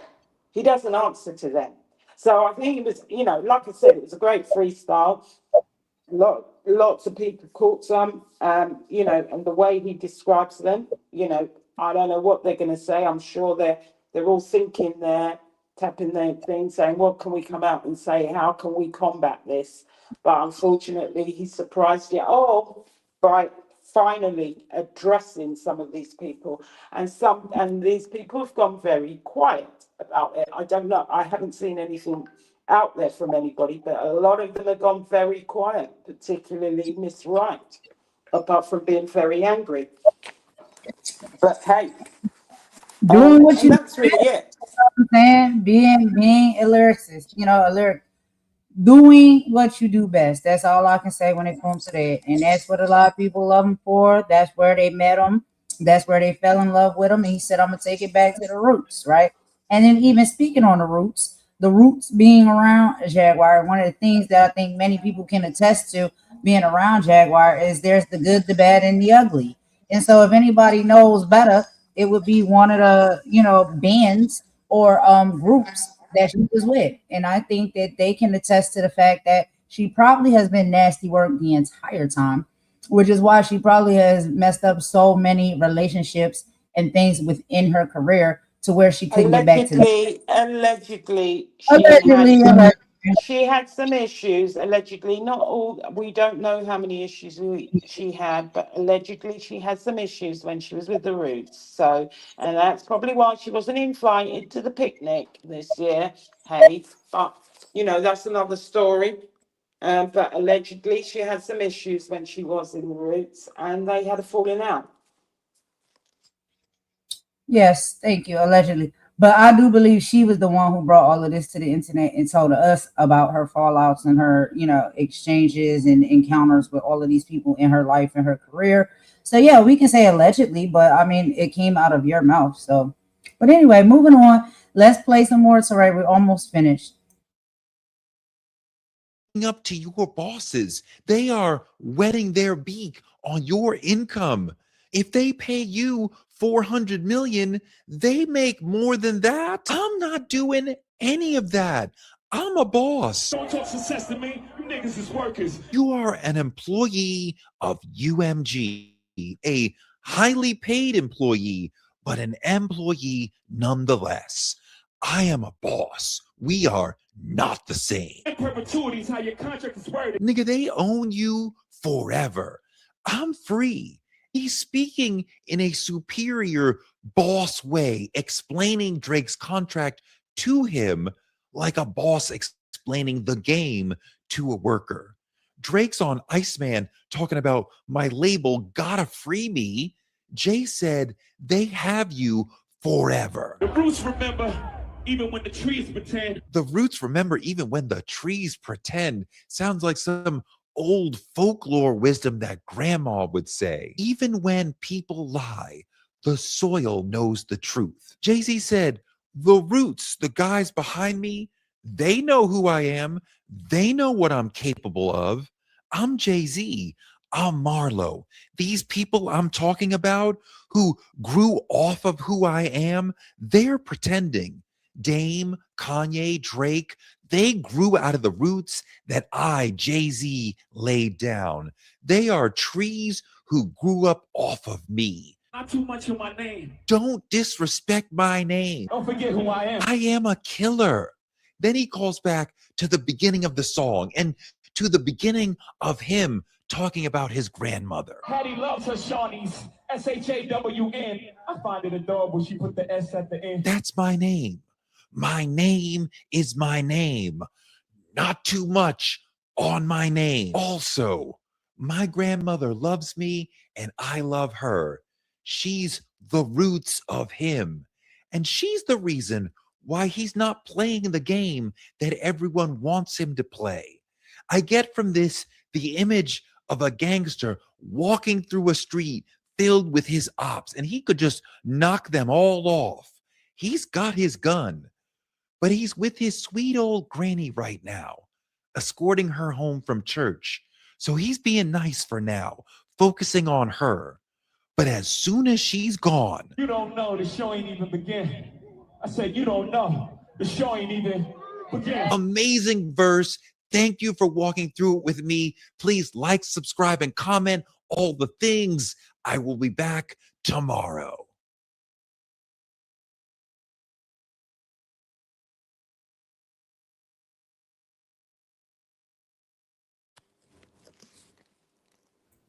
All right, so that's the end right there.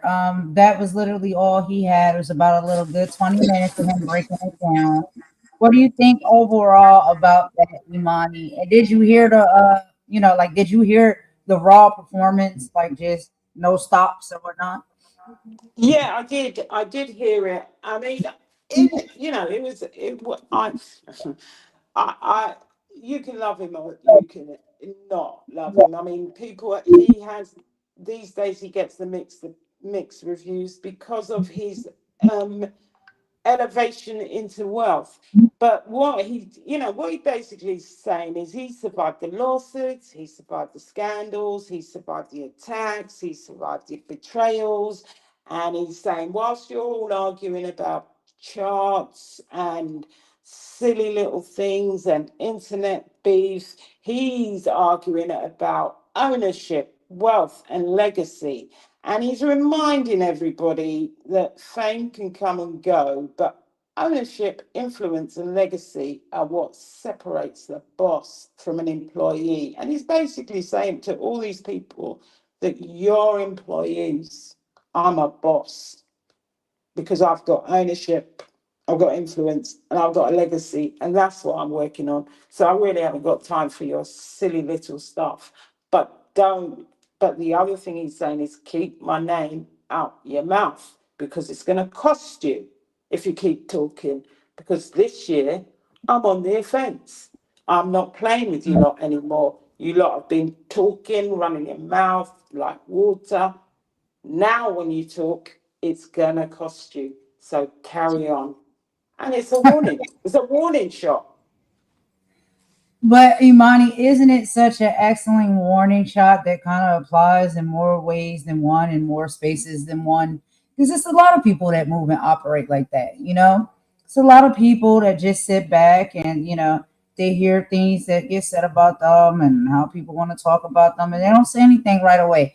They just sit back and they listen and they study and they pay attention, and then when they do decide to pop out on the offense, then I think that's mostly what the people got to worry about. But we see a lot of that happening, like on all different sectors and places and spaces. So it's very interesting how a lot of this stuff always mirrors. That's what I typically get and take from a lot of these things. Like it all very much mirrors.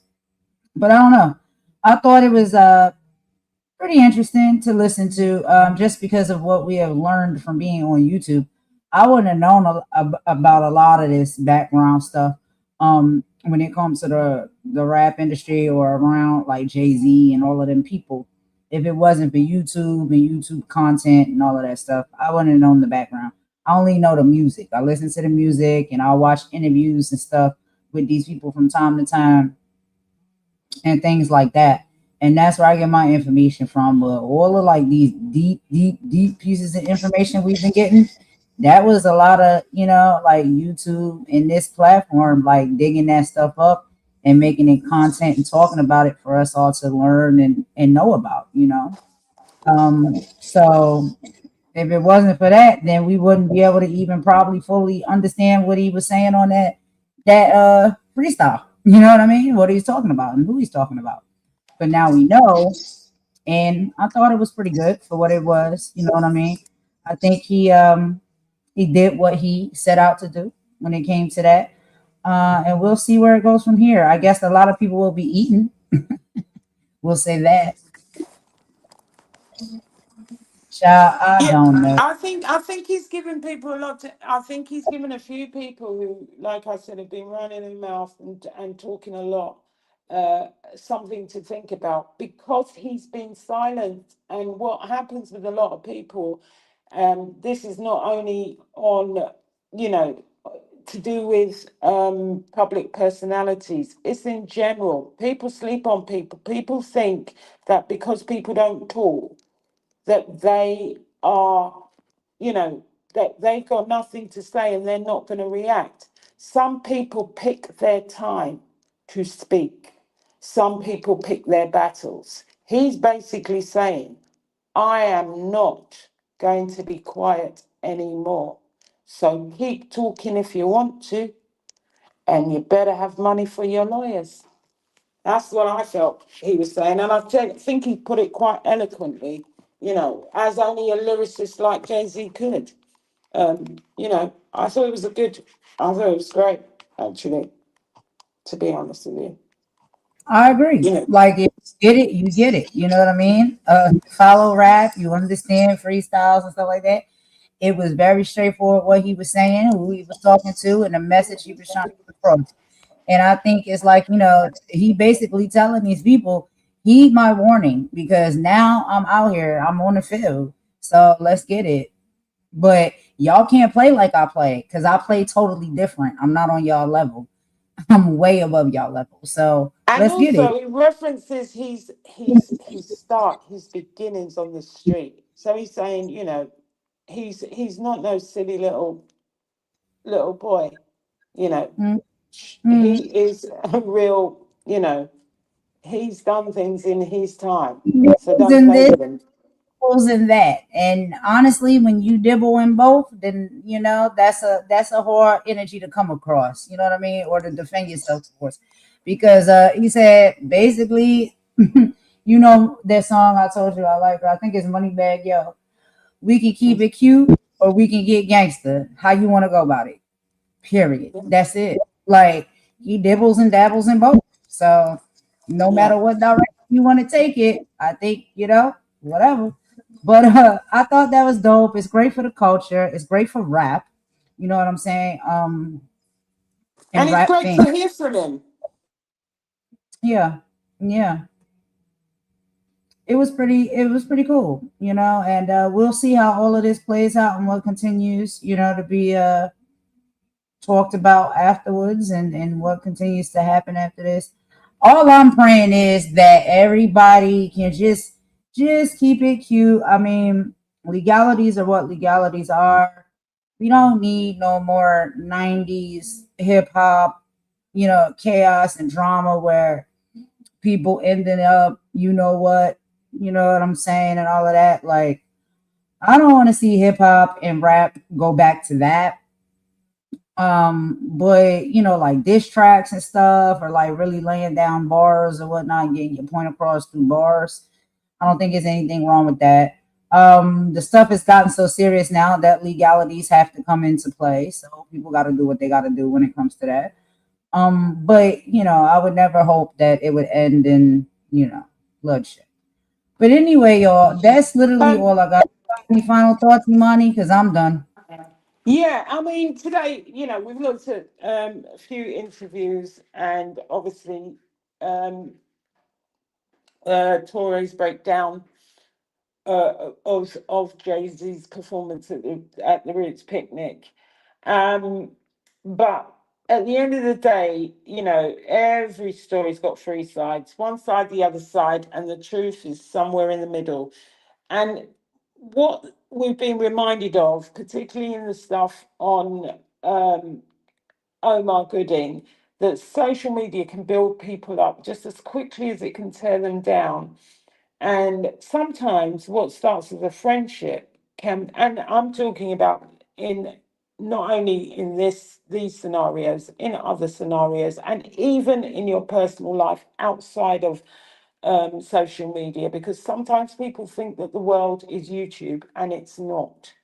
But a friendship can become a conflict, and what starts as support can become division, and what starts as a personal disagreement can become content for thousands of strangers.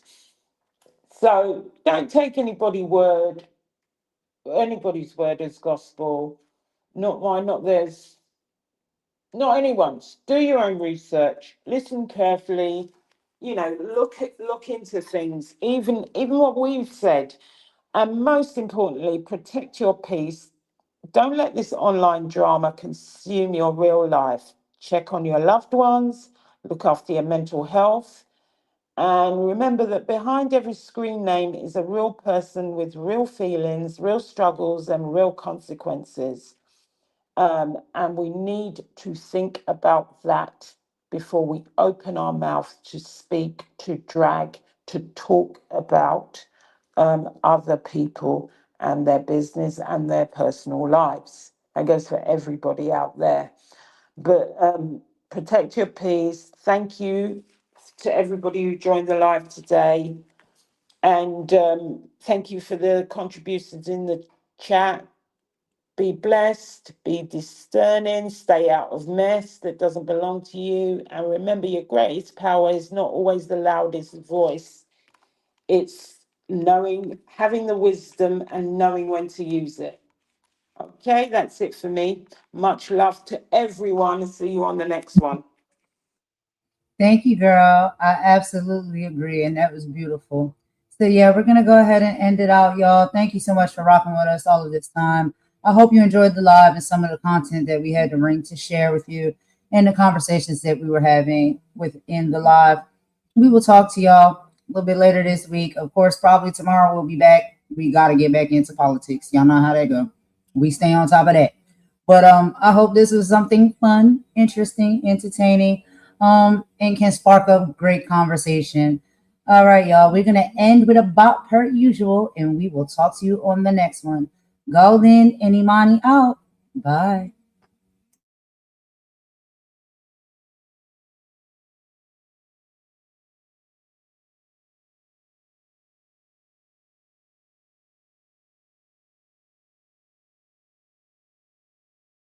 They told you stay entertained, stay distracted, stay divided. I said stay dangerous.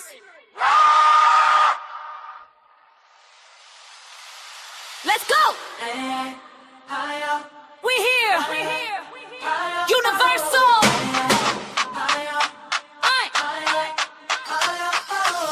You want the tea, you want the beef, you want the who said what? When it's time to build a life, you keep your big mouth shut. You binge watch chaos, call it keeping informed. But when it's time to grow, suddenly you're bored. Addicted to the circus, dancing for $1 bill. While they're harvesting your focus, popping every kind of pill. The rhythm got you trapped, the digital lobotomy. You rattle, watch a dummy captain claim your sovereignty. You feel it, don't you?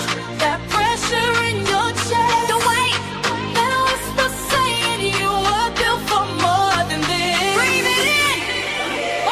High frequency, we don't vibrate low. Cut the signal noise, let the real waves grow. Wake up, stand tall, break the spell. We ain't building our minds in a digital cell. No walls. High frequency, crown don't tilt. Truth so heavy, make the weak ones wilt. If the numbers drop when the truth gets strong, then let them fall. We moving on. Yeah, they call it just contend, I call it control. If it numbs your spirit, it's a tax on your soul. You're arguing in comments about a rapper summer dress. Why you suffocating slowly in a world of curated stress? Hate the woman who thinks for herself, who won't chase wild, wake up, freestyle. Mama golden queen, 10 toes down in the mud. While you're tracing like you're spilling everybody's blood. Moria! Are you entertained or enslaved? Choose. Are you informed or inflamed? Think.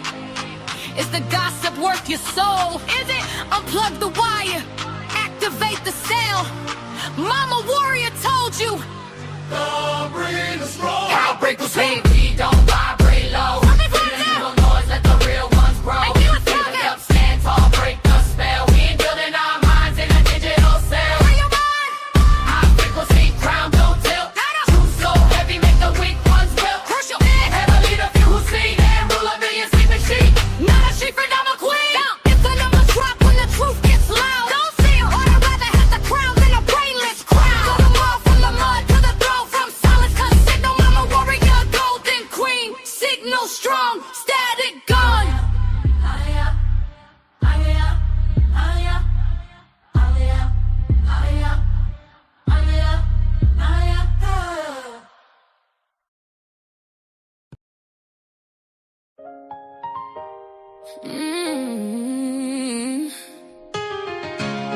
Considering that got people forgetting social unit. That part. Every laugh ain't harmless. Every post ain't just jokes. Some people smiling online, crying in real life. enough is enough. Enough is enough. Why you tearing people down for fun? Why? You don't know what they carry when the camera done. Broken souls throw stones and hide their hands. Cowards in comment sections playing God again. Karma don't miss, karma don't miss. And healing's still possible too. So either spread love or watch life humble you. Yeah.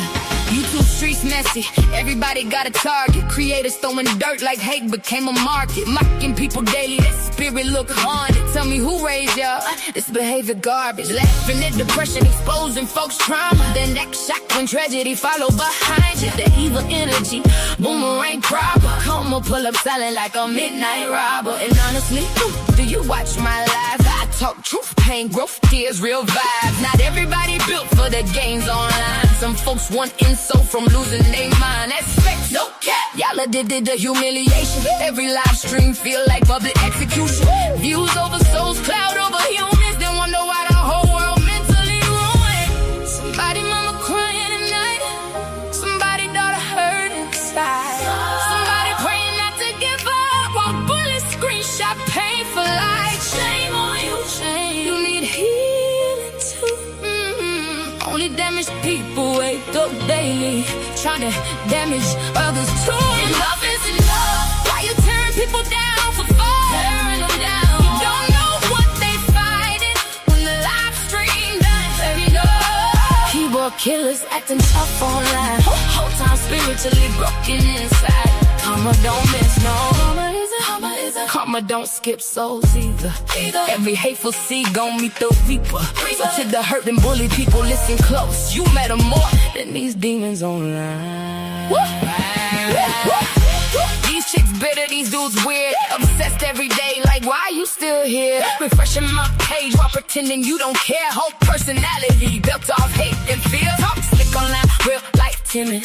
Broken inside, everybody can't feel it. Projecting they wounds while the comments all cheering. That ain't straight, baby, that sickness concealed. And I said what I said. Yeah, some of these creators need therapy bad. Not another live stream drag. Not another fake outrage cash grab scam. Y'all bully for a living, that's sad. Spirit look bankrupt, dusty and mad. And the people encouraging it just is trash. Laugh now, karma got a long memory past.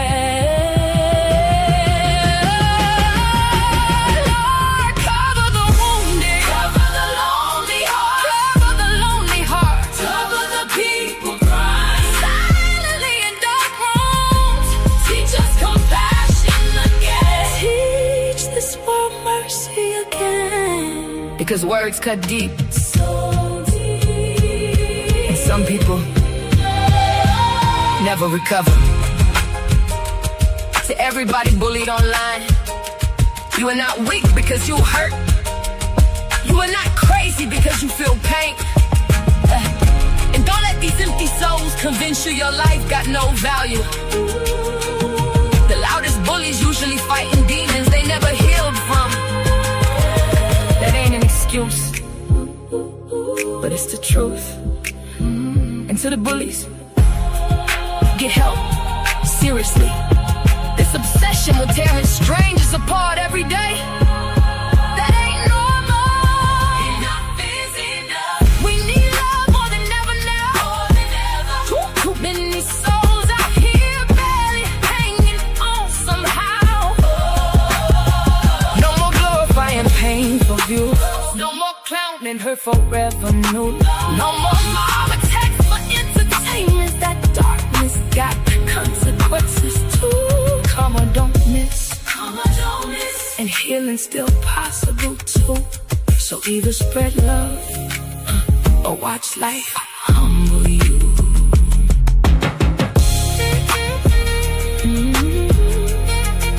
Enough is enough. Spread love before it's too late. Yeah, before it's too late.